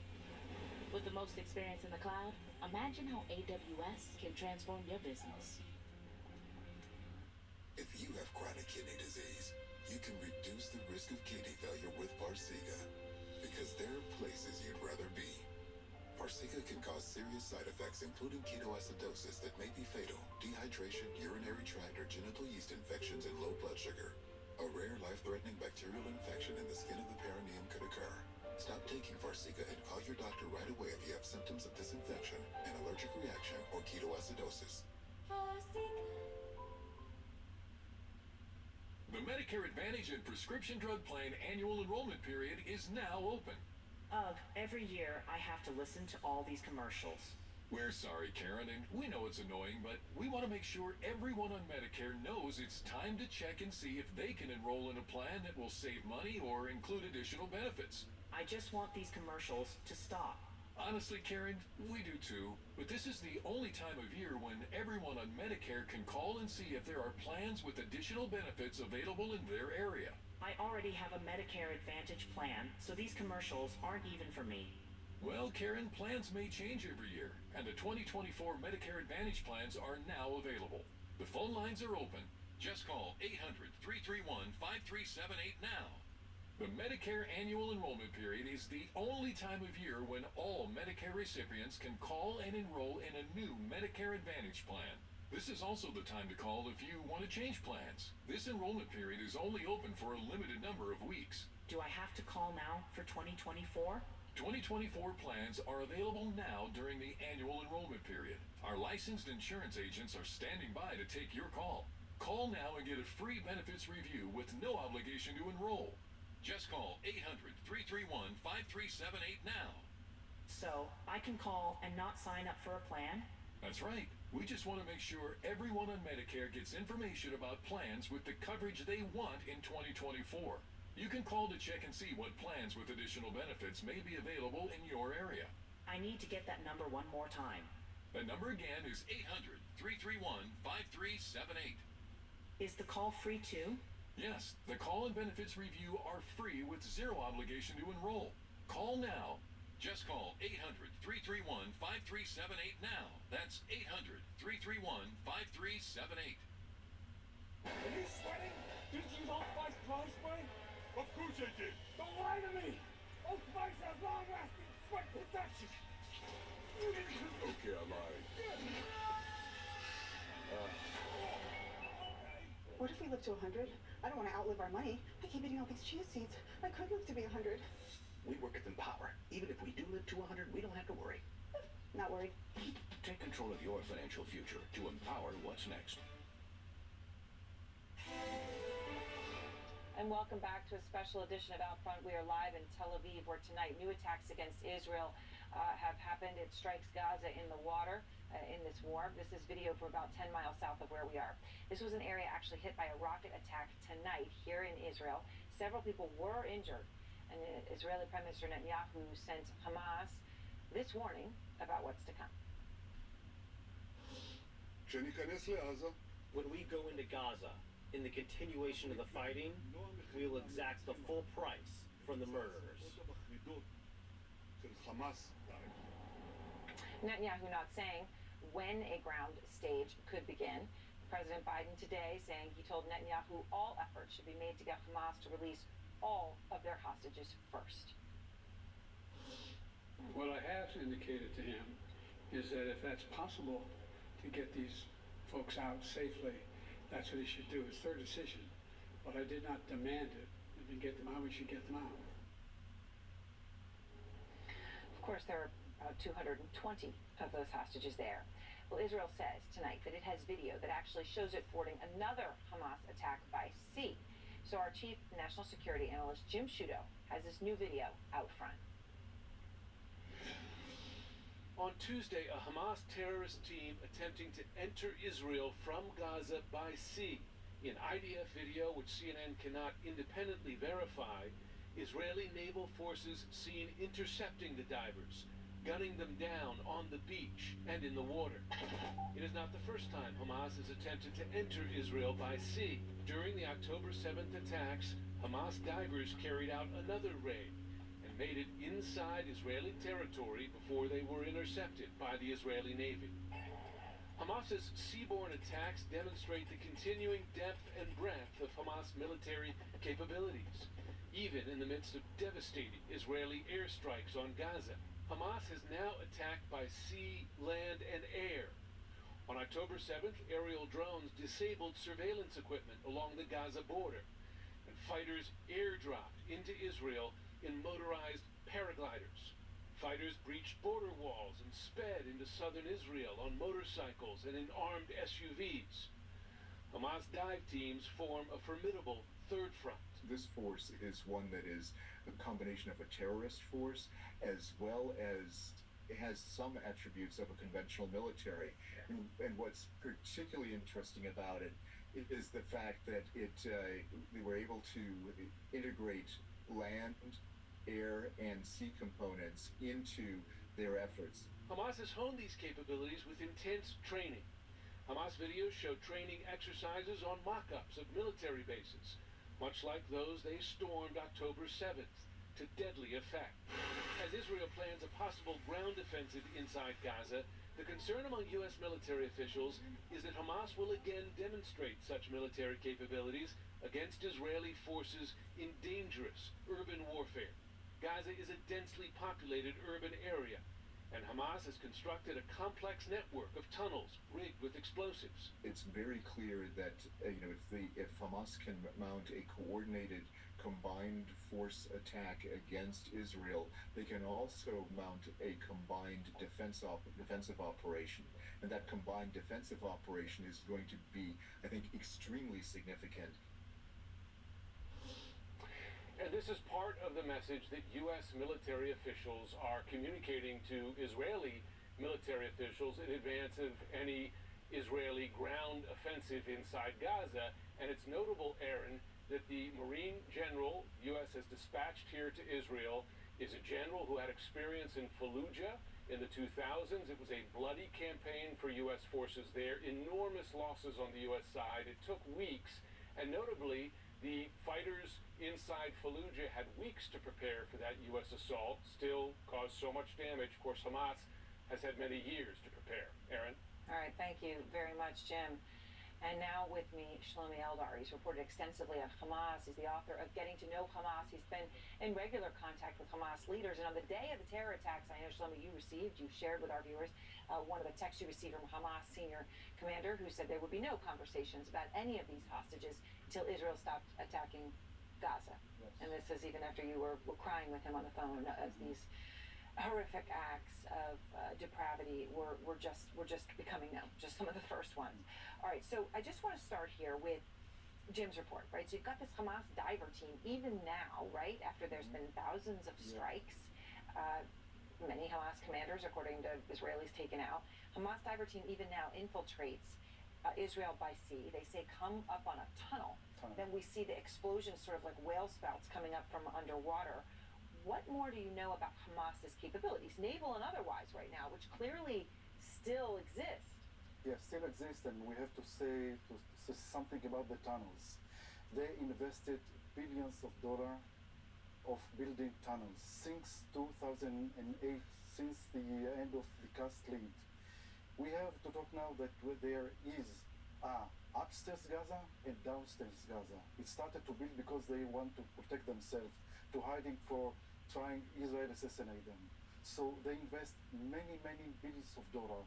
For example, all the money that Qatar providing them, getting a suitcase from Qatar to Gaza, instead of giving it to the population to relieve the situation, the economic situation in Gaza, they build tunnels and starting weapons. So this is the situation of Gaza. And all the time you see the situation in Gaza and what the difference between Hamas wanted to build tunnels, a project of tunnels for many years. A massive investment, which even now they're able to use them, right? They're able to use them even now to try to infiltrate. I tried to reach my sources in Gaza for many years, so the last days I can't reach them, all of them underground. Because they're underground, so underground. So back to the land. Secrets, and they can't reach them by phone. Okay, so to this point about these tunnels, 2 days since the last hostages were released, and then before that it was 3 days.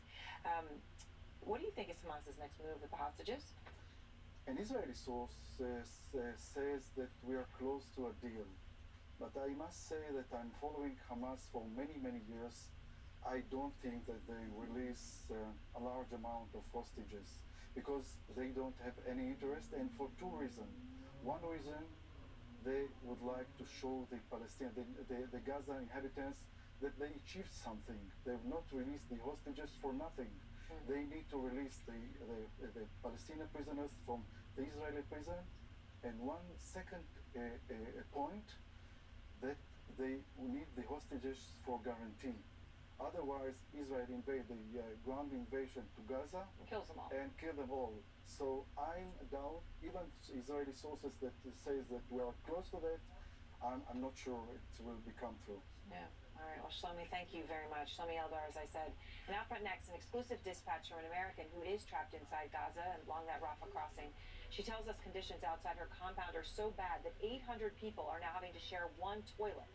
Plus, President Biden slamming the Chinese on the very same day that the California governor, Gavin Newsom, has a one-on-one meeting with President Xi Jinping. What is going on? It's easy to think that all money managers are pretty much the same. But at Fisher Investments, we're clearly different. Different how? You sell high commission investment products, right? Nope. Fisher avoids them. Well, you must earn commissions on trades. Never at Fisher. Okay, then you probably sneak in some hidden and layered fees. No, we structure our fees so we do better when our clients do better. That might be why most of our clients come from other money managers. At Fisher Investments, we're clearly different. When I was diagnosed with HIV, I didn't know who I would be. But here I am, being me. Keep being you and ask your healthcare provider about the #1 prescribed HIV treatment, Biktarvy. Biktarvy is a complete one-pill, once-a-day treatment used for HIV in many people, whether you're 18 or 80. With one small pill, Biktarvy fights HIV to help you get to undetectable and stay there, whether you're just starting or replacing your current treatment. Research shows that taking HIV treatment as prescribed and getting to and staying undetectable prevents transmitting HIV through sex. Serious side effects can occur, including kidney problems and kidney failure. Rare, life-threatening side effects include a buildup of lactic acid and liver problems. Do not take Biktarvy if you take dofetilide or rifampin. Tell your healthcare provider about all the medicines and supplements you take. If you are pregnant or breastfeeding, or if you have kidney or liver problems, including hepatitis. If you have hepatitis B, do not stop taking Biktarvy without talking to your healthcare provider. Common side effects are diarrhea, nausea, and headache. No matter where life takes you, Biktarvy can go with you. Talk to your healthcare provider today.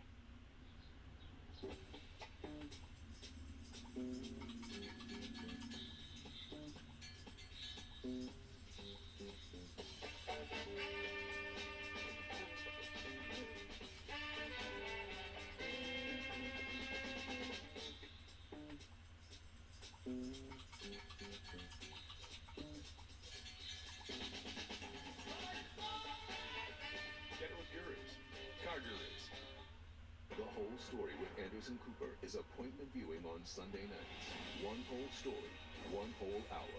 The world's best journalists dig deeper into the stories they can't ignore. The Whole Story with Anderson Cooper, Sunday at 10 on CNN. 8 million people in Canada live with chronic pain. It's a condition that can last for years and have serious impacts on both physical and mental health. That's why Pain Canada is uniting a national community to find support and to take action towards a common goal. A dramatically improved system of care and support for people with pain. Find practical resources and connect with our community at paincanada.ca.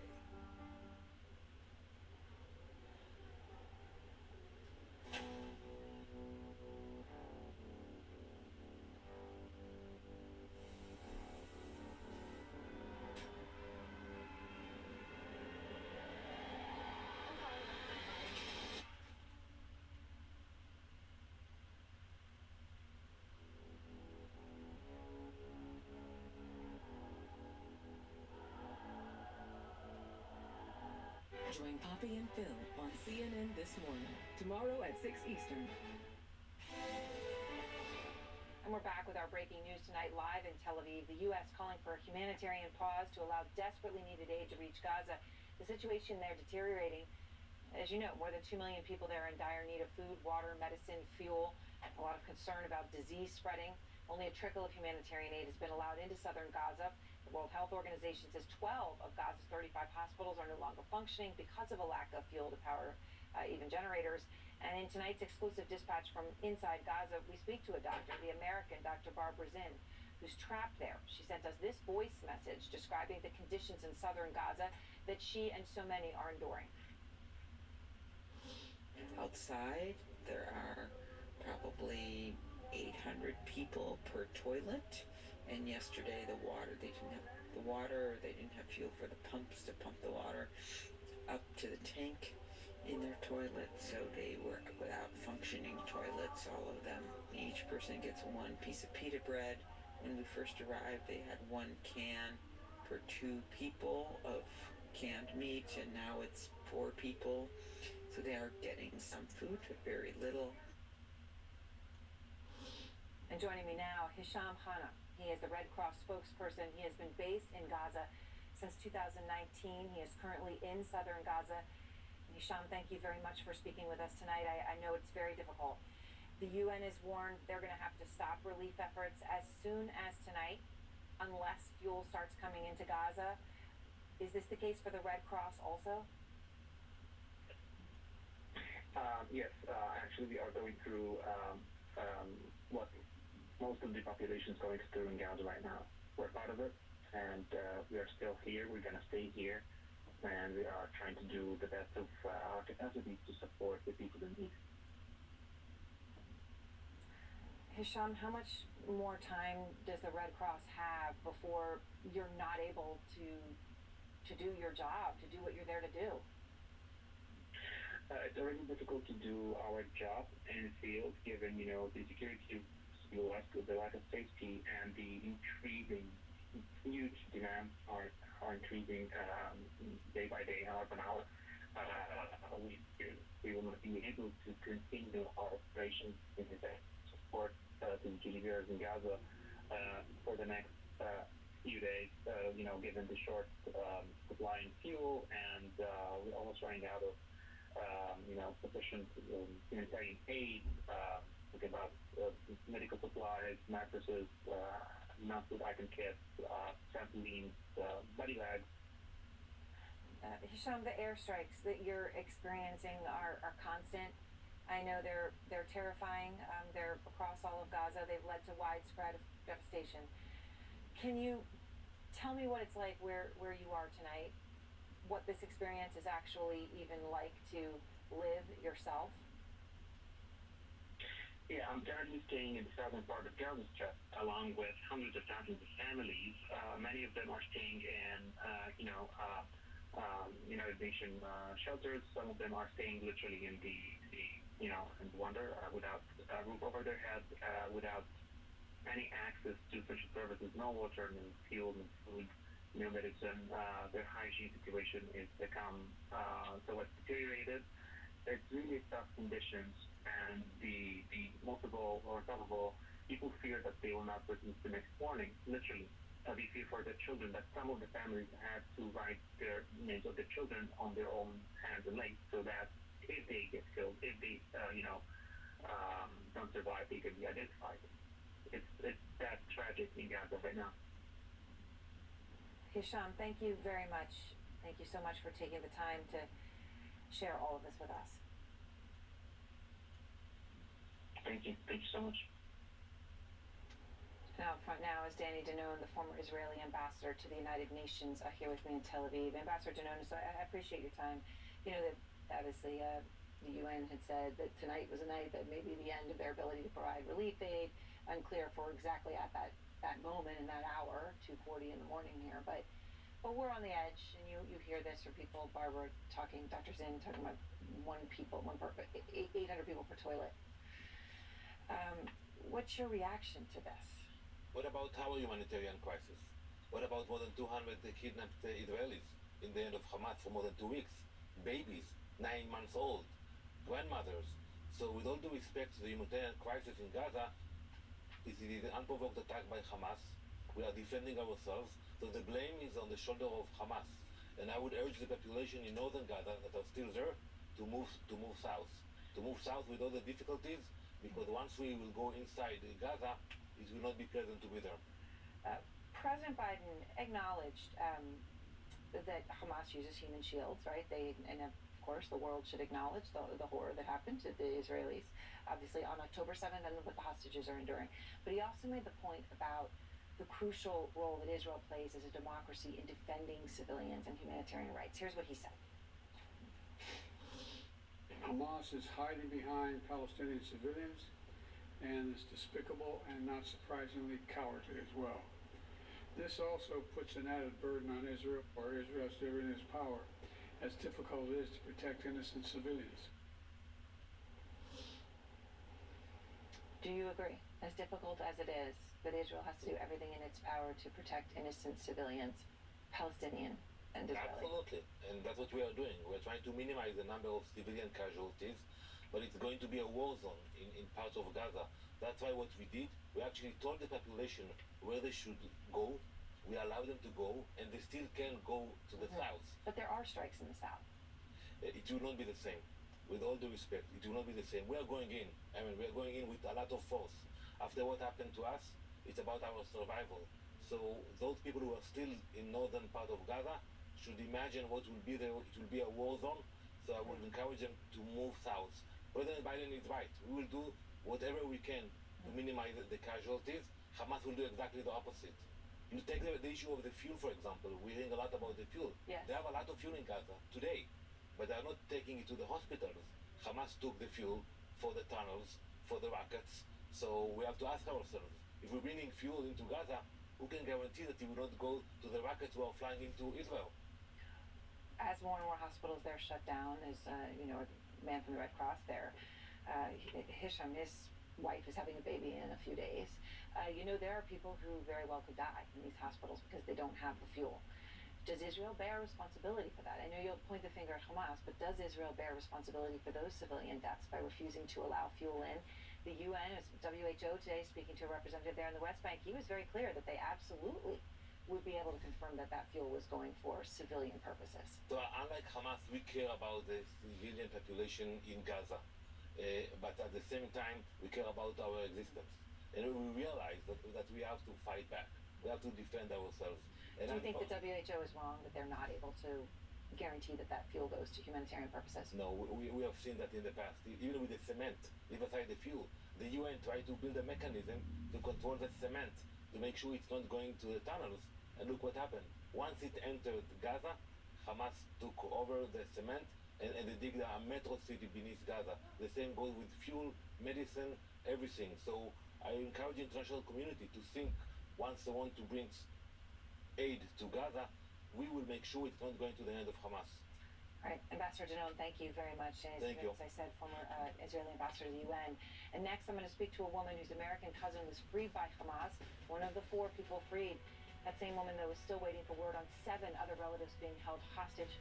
Confirmed just today that 2 more had died. Plus, China picking a side in the Israel-Hamas war as more Chinese citizens take to social media to post anti-Semitic comments. A disturbing development tonight.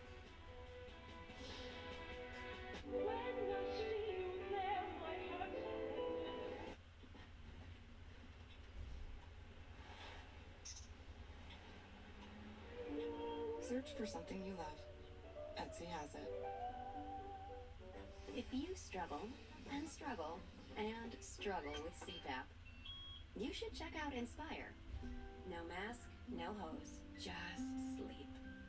Learn more and view important safety information at inspiresleep.com.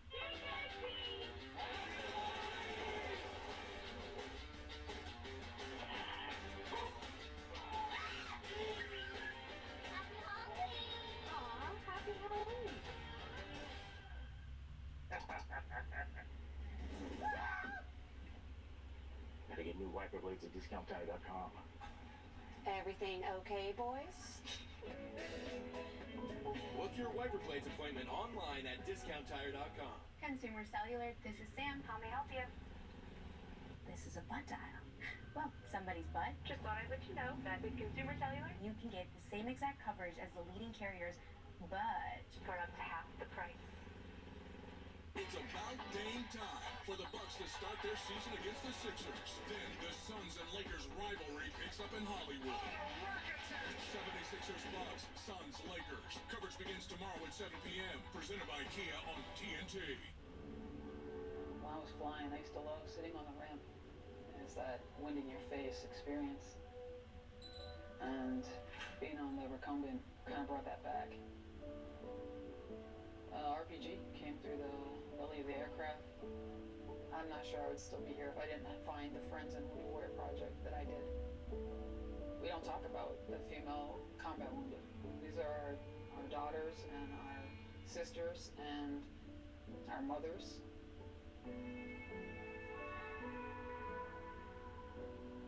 I got on the bike and I tried it out. It felt a lot like flight, and I felt like I got a piece of me back. In that moment, I was like, this is it. I'm unstoppable. You know, I can do anything.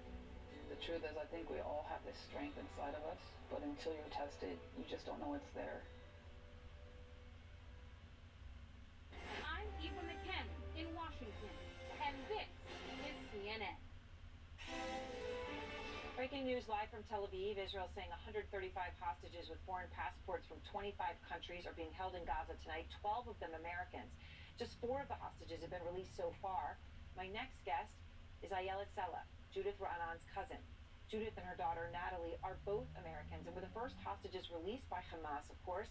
Now 7 of Ayelet's other family members at this hour are still being held by Hamas. One is only 3 years old. I spoke with Ayelet Sela earlier today. I know you just were with Judith and Natalie and the 18th birthday, which was a miracle to be able to celebrate that. I know obviously they are keeping their privacy. Yeah. Is there anything that they or you want to share about what that moment was like to actually be together for that? I can tell from my side that I've never felt such relief in my life. It was a very intense hug. It's also very, very mixed emotions because being happy is a privilege that we cannot have right now. We have 7 other family members, among them children, women, innocent civilians. They were taken from their homes. And we also do not have the privilege to mourn our loved ones who have been murdered.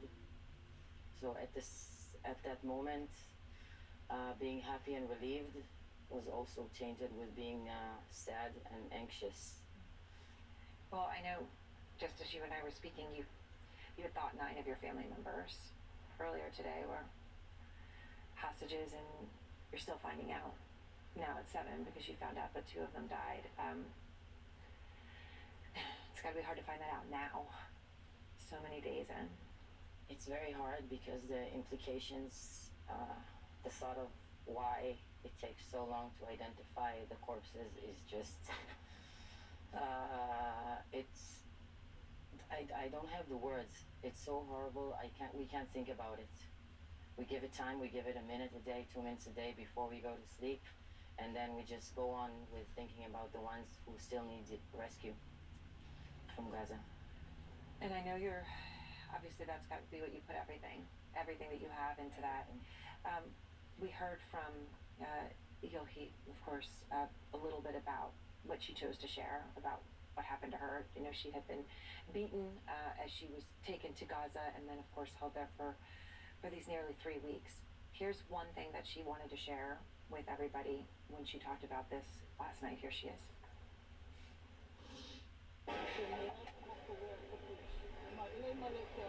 There are a huge network of tunnels underneath. It looks like a spider web.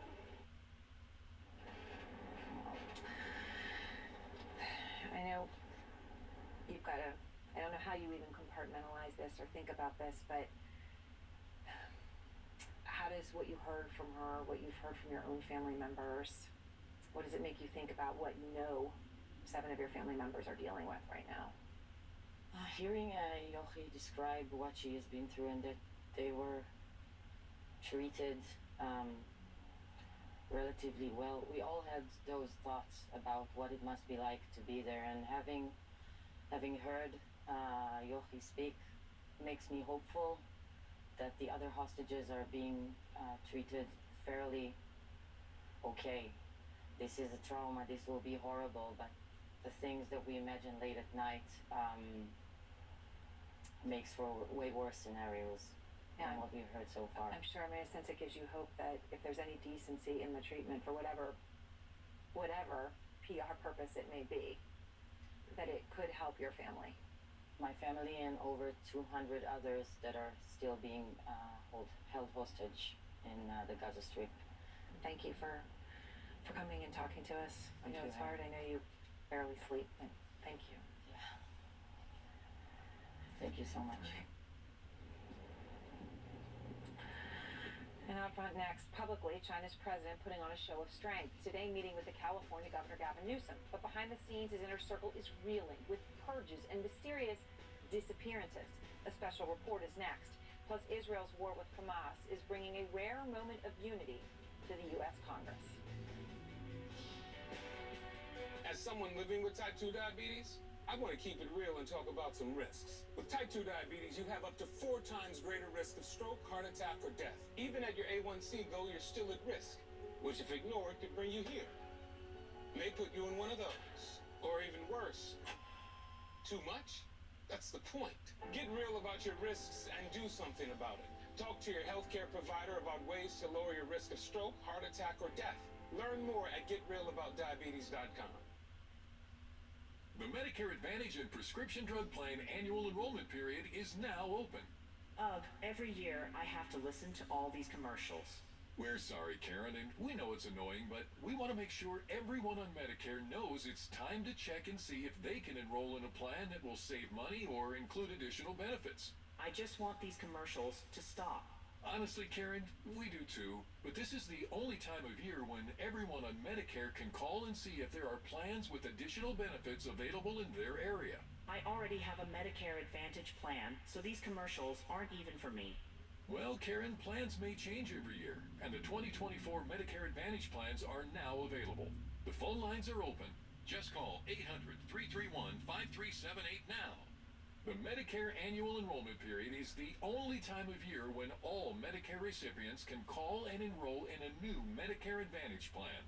This is also the time to call if you want to change plans. This enrollment period is only open for a limited number of weeks. Do I have to call now for 2024? 2024 plans are available now during the annual enrollment period. Our licensed insurance agents are standing by to take your call. Call now and get a free benefits review with no obligation to enroll. Just call 800-331-5378 now. So, I can call and not sign up for a plan? That's right. We just want to make sure everyone on Medicare gets information about plans with the coverage they want in 2024. You can call to check and see what plans with additional benefits may be available in your area. I need to get that number one more time. The number again is 800-331-5378. Is the call free too? Yes, the call and benefits review are free with zero obligation to enroll. Call now. Just call 800-331-5378 now. That's 800-331-5378. Ameritrade is now part of Schwab, bringing you an elevated experience tailor-made for trader minds. Go deeper with Thinkorswim, our award-winning trading platforms. Unlock support from the Schwab Trade Desk, our team of passionate traders who live and breathe trading. And sharpen your skills with immersive online education crafted just for traders. Also, you can trade brilliantly. Tonight, a warning shot. President Biden putting China on notice after the Philippines accused China of intentionally causing collisions in a disputed area of the South China Sea. PRC vessels act as dangerously and unlawfully. I want to be very clear. The United States defense commitment to the Philippines is ironclad. Any attack on the Filipino aircraft vessels or armed forces will invoke our mutual defense treaty with the Philippines. Biden's tough words coming on the same day that the California Governor Gavin Newsom met with the Chinese President Xi Jinping in Beijing. Xi putting on a strong front on the global stage, but the reality is this. His inner circle behind the scenes has been plagued with problems, purges, disappearances, and David Culver is out front. Newly released video from above the South China Sea shows Chinese fighter jets within feet of U.S. military aircraft. Watch as this PLA pilot crosses in front of a U.S. plane, forcing it to tremble in the wake of turbulence. A flexing of strength that the ruling Chinese Communist Party and its president, Xi Jinping, want to project amidst spreading global conflicts. Most recently, the turmoil between Israel and Hamas. Israel has the right to establish a country. So does Palestine. Chinese Foreign Minister Wang Yi careful not to endorse either side, but notably refusing to condemn or even mention Hamas, telling his Israeli counterpart this week that all countries have the right to self-defense, but also calling Israel's actions in Gaza beyond the scope of self-defense. Chinese social media using the conflict to amplify the divides between China and the West. One Weibo user accusing Israel of failing to side with Beijing when it was sanctioned by the U.S., asking their millions of followers, where is Israel when China needs its support? There are also anti-Semitic posts gaining popularity. China's strict censors allowing debates over external conflicts to play out, but posts on a spate of high-profile oustings within China's leadership ranks? Tightly controlled. The topic, Li Shangfu dismissed, banned on Weibo. It refers to Tuesday's announcement that the general who was made China's defense minister only in March was fired without official explanation. He'd not been seen in public since late August. This post asking, why was Li Shangfu dismissed? No answer found. Li's removal comes after the recent firing of China's once high-flying foreign minister, Qin Gang, and follows the ousting of two top generals within the PLA rocket force, an elite unit that oversees China's arsenal of nuclear and ballistic missiles. This is an ongoing campaign to ensure absolute loyalty to the Communist Party and to Xi Jinping himself. All the unexplained turnover, not a good look for a country that boasts its political stability. The military might of China on full display and increasingly parades its power. And Aaron, you can bet that China's really going to want to push past all of these internal shakeups that are playing out right now. They want to position themselves, and you and I have talked about this, similar to how they position themselves with Ukraine and Russia, or with the Middle East. They want to be seen as this global peacemaker. And you can bet that's going to be the messaging that they would bring here to California should President Xi come, as expected, next month to attend APEC. Aaron? All right. Thank you very much, David Culver. And one rare moment of unity today in the United States House after Congressman Mike Johnson was elected Speaker after 22 days of pathetic paralysis. Israel bringing both parties together. Being a journalist is the best job in the world. Asking challenging questions of the folks who run the world. Is Ukraine going to win this war? Yes, of course. You ready? The Lead with Jake Tapper, CNN, tomorrow at 4. At SimpliSafe, your safety is the only thing that matters. Introducing 24/7 lifeguard protection, only from SimpliSafe. This exclusive technology allows SimpliSafe agents to help stop crime in real time by speaking through the new Smart Alarm indoor camera. Stop.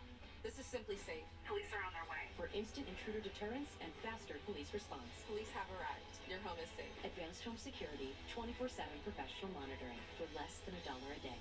There's no safe like SimpliSafe. How come groups of rich men get to decide who lives and who dies? That's why I'm here. You're Billy the Kid, ain't you? We are now effectively at war. If I want justice, I have to take the law into my own hands. This ain't over, Billy. It's getting real dangerous here in Lincoln. We have a war to win. From need the dough to need it now. So many ways to save. Life ready, wallet happy. That's 365 by Whole Foods Market. Don't let student loan debt hold you back. Refi at SoFi.com. You could save thousands and get to your goals faster. SoFi, get your money right. You want to see a trick? Sure. I can make anything you want appear on that TV. Superheroes. Superheroes. Well, cute animals. Cute animals. Wizards. Wizards. Would you like my trick? I saw the remote. With you, keeping the whole family entertained. Search endless content with the magical Ignite TV voice remote. Rogers, with you all the way.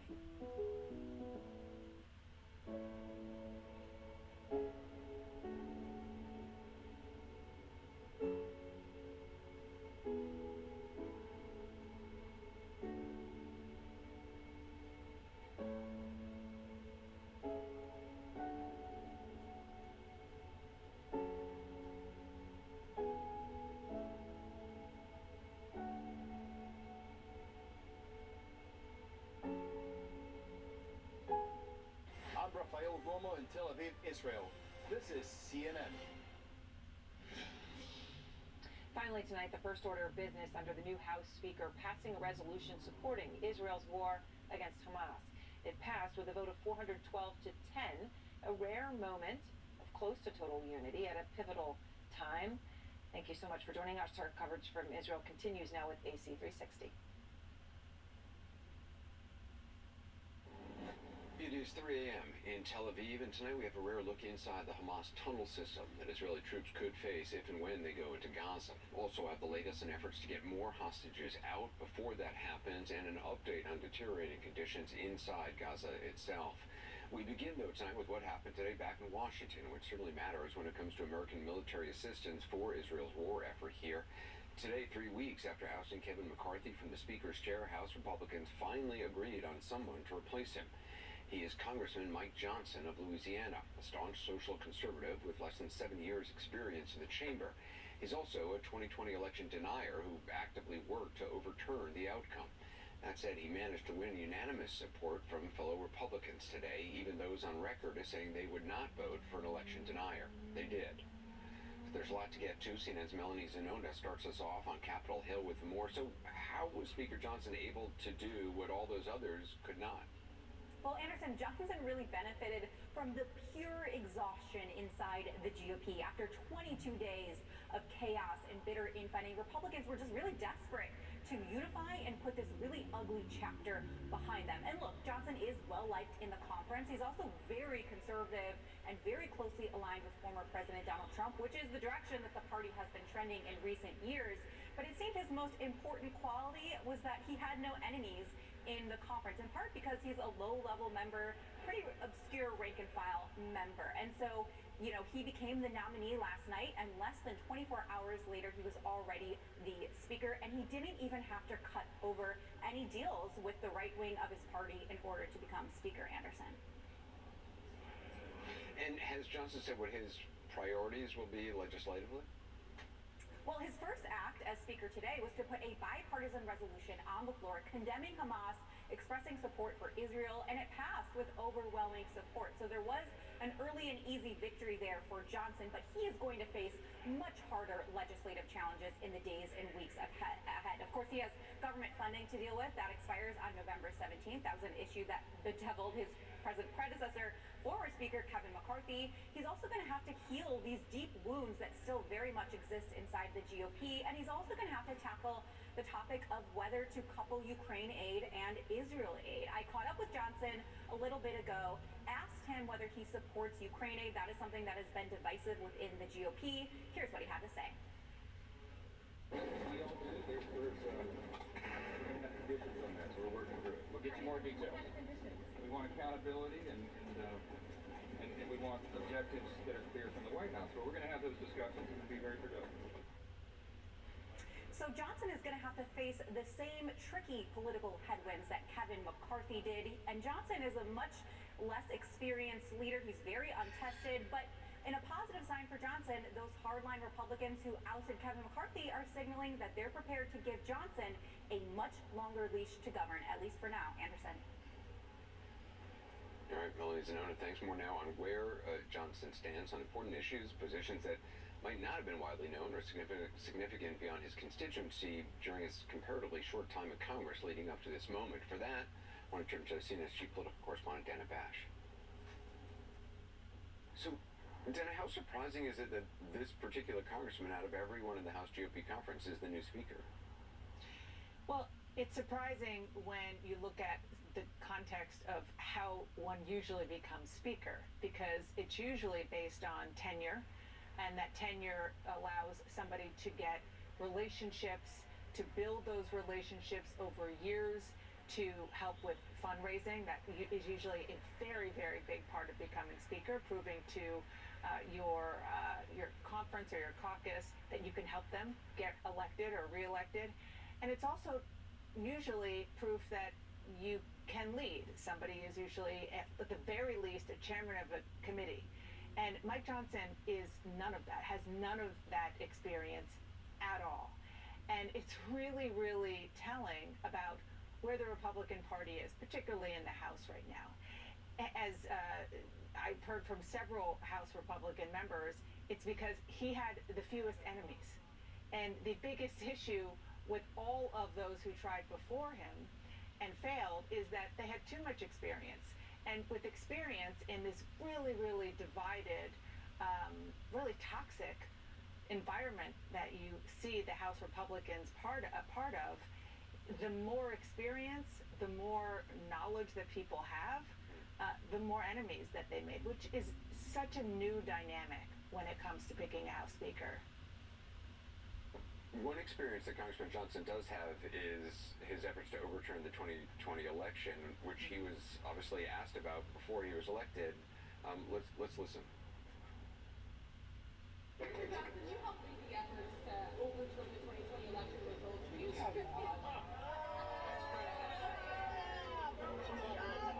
Next question. Next question. I mean, they all don't want to hear about it, clearly, but it's true. Can you walk us through how involved he was? Yeah, it is true, and that was a really important and very good question.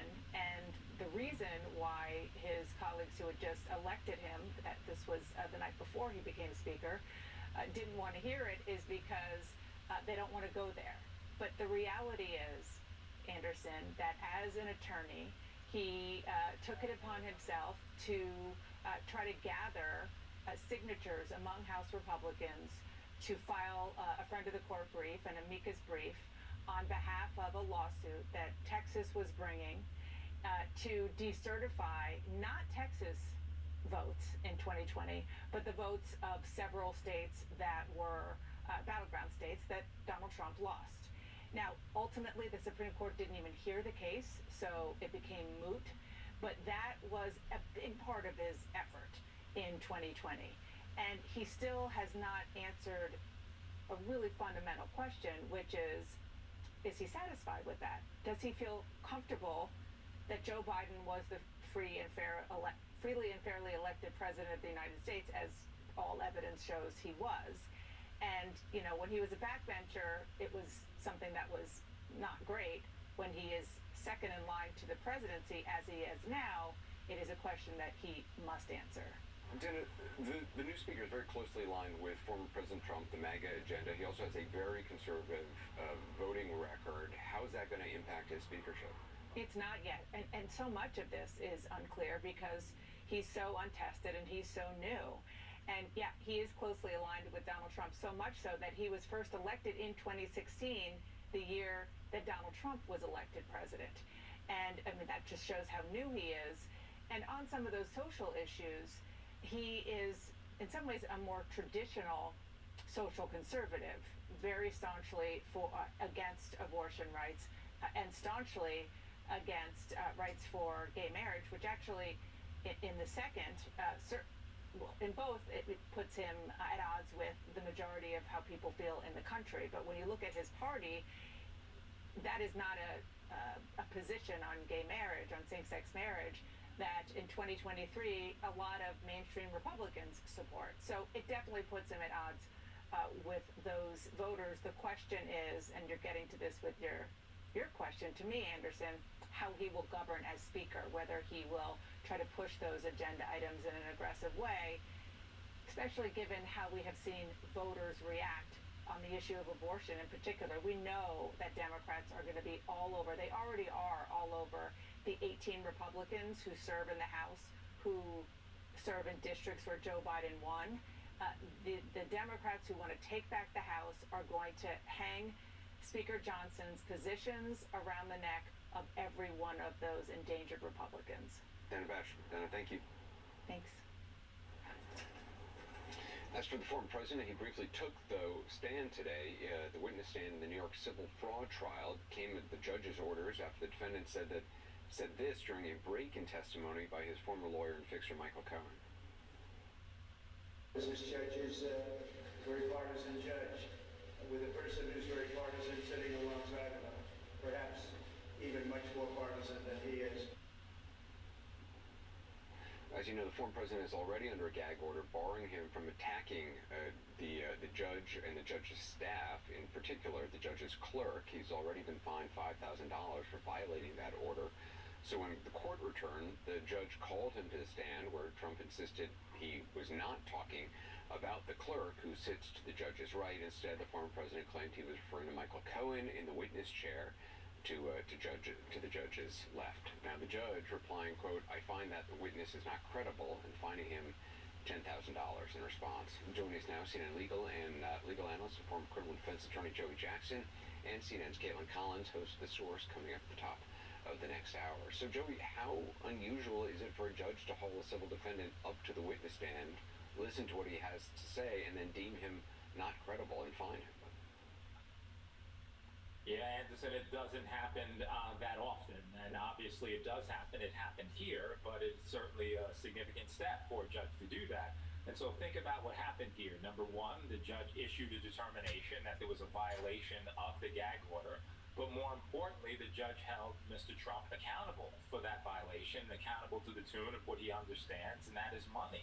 And so I think what the judge is doing by doing that, and I'll get to the credibility determination momentarily, is saying, look, what I say matters. If there's a gag order, you're going to follow it. And so I'm going to hold you accountable now, and I'm going to deter you in the future from even thinking about violating my order. As to the finding of no credibility by Mr. Trump, that's huge too. Think about the case we're talking about. Credibility is everything in a case like this where you're running a company and you're alleged to have engaged in persistent fraud. If a judge deems you not credible for something as simple as who you're referring to, think about what the judge might be believing with respect to testimony involving this company and the fraud that they're accused of. And so a wholly significant development by all accounts with respect to the merits of the case and with regards to him not abiding, Mr. Trump that is, by the order that the judge imposed. And Caitlin, any sense how this is going over in the Trump orbit? Well, I mean, I can guarantee you that when they all woke up this morning, Trump's legal team and Trump himself, they did not think he would actually be called to the stand today. But this is a result of, nearly every day when he has gone into the courtroom here in Manhattan, he has spoken to reporters, railing against the Attorney General here in New York, going off on the judge. Of course, what the judge believed, going off on one of his law clerks again today after he had already posted pictures of her. That was the reason he got that first fine. It was kind of seen as a technicality because he left the post up on his campaign website but deleted it from his Truth Social. And I think the 15 grand is not something that, is obviously going to hurt someone like a Donald Trump, but it is the essence of it, that he is now facing punishment for the comments that he is making. And he got up there and tried to make his own argument, try to argue that he wasn't actually talking about this law clerk, even though the judge noted she sat a lot closer to him than Michael Cohen did, who was in the witness stand. And the judge quickly did not believe him. And I think this is the first time we've seen Donald Trump actually testifying in an open court in more than a decade. And he is expected to actually testify in this trial, not related to this matter, Anderson. And it doesn't seem to bode well for what that testimony is going to look like. And Caitlin, the fact that he is continues to attend this trial, I know there were some days he wasn't there, but it's just a sign of how important he thinks this is. It's personal. It is incredibly personal for him. That is why he's flying up here from Florida to come to this. It's not like he's just hanging out in New Jersey at his nearby club. He went back to Florida today after leaving that courtroom earlier, and he has sat in on it multiple days. He is not, just sitting there quietly paying attention to the proceedings. I've heard from our reporters in the room, he's at times throwing his hands up in the air, kind of rolling his eyes at the proceedings. Him and Michael Cohen being in the same courtroom in and of itself is something shocking. I don't think they've been in the same room together in about 5 years. And Michael Cohen was in there, obviously, and we've seen how their relationship has completely devolved into and deteriorated. And it's just remarkable to see, that this is something he really cares about the outcome of this, even though largely it's already kind of been decided. And Joey, what happens if he runs afoul of the gag order again? Yeah, I think the judge is setting the tone as it relates to what the outcome of that case has already been decided. The outcome of that case has already been decided by the judge. Staff is off limits. Do not address that. He did. And so what the judge did, I the think, outcome of that case has already been decided. Ensure that orders are followed, ensure that people are not attacked or demeaned for simply doing their job, and it's really setting the stage for moving forward that you do it again and again deterrence, then I'm going to have something to say about it. And so I think we could see fines that increase, right, and continue to increase. And remember, briefly, this is not the first time. The outcome of that case has already been decided. Information to the Attorney General to the tune of over $100,000. The outcome of that case has already been decided about whether you're responsible, and certainly by the judge himself. And what you do when your By the business judge practices himself. and findings are, I think he's the last person that you might want to get upset and who you might want to not follow their orders. And so we'll see whether Mr. Trump could comply with that moving forward. Yeah. Joe Jackson, Caitlin Collins, we'll see you at the top of the hour. Thanks. Coming up next for us, inside some of the tunnels that Israeli forces may soon have to go into in search of Hamas gunmen or the hostages. Also, the latest on conditions at hospitals in Gaza with very limited aid and no fuel coming into the territory. And as we go to break, more of the faces and names you'll see throughout the program of Israelis taken hostage on October 7th.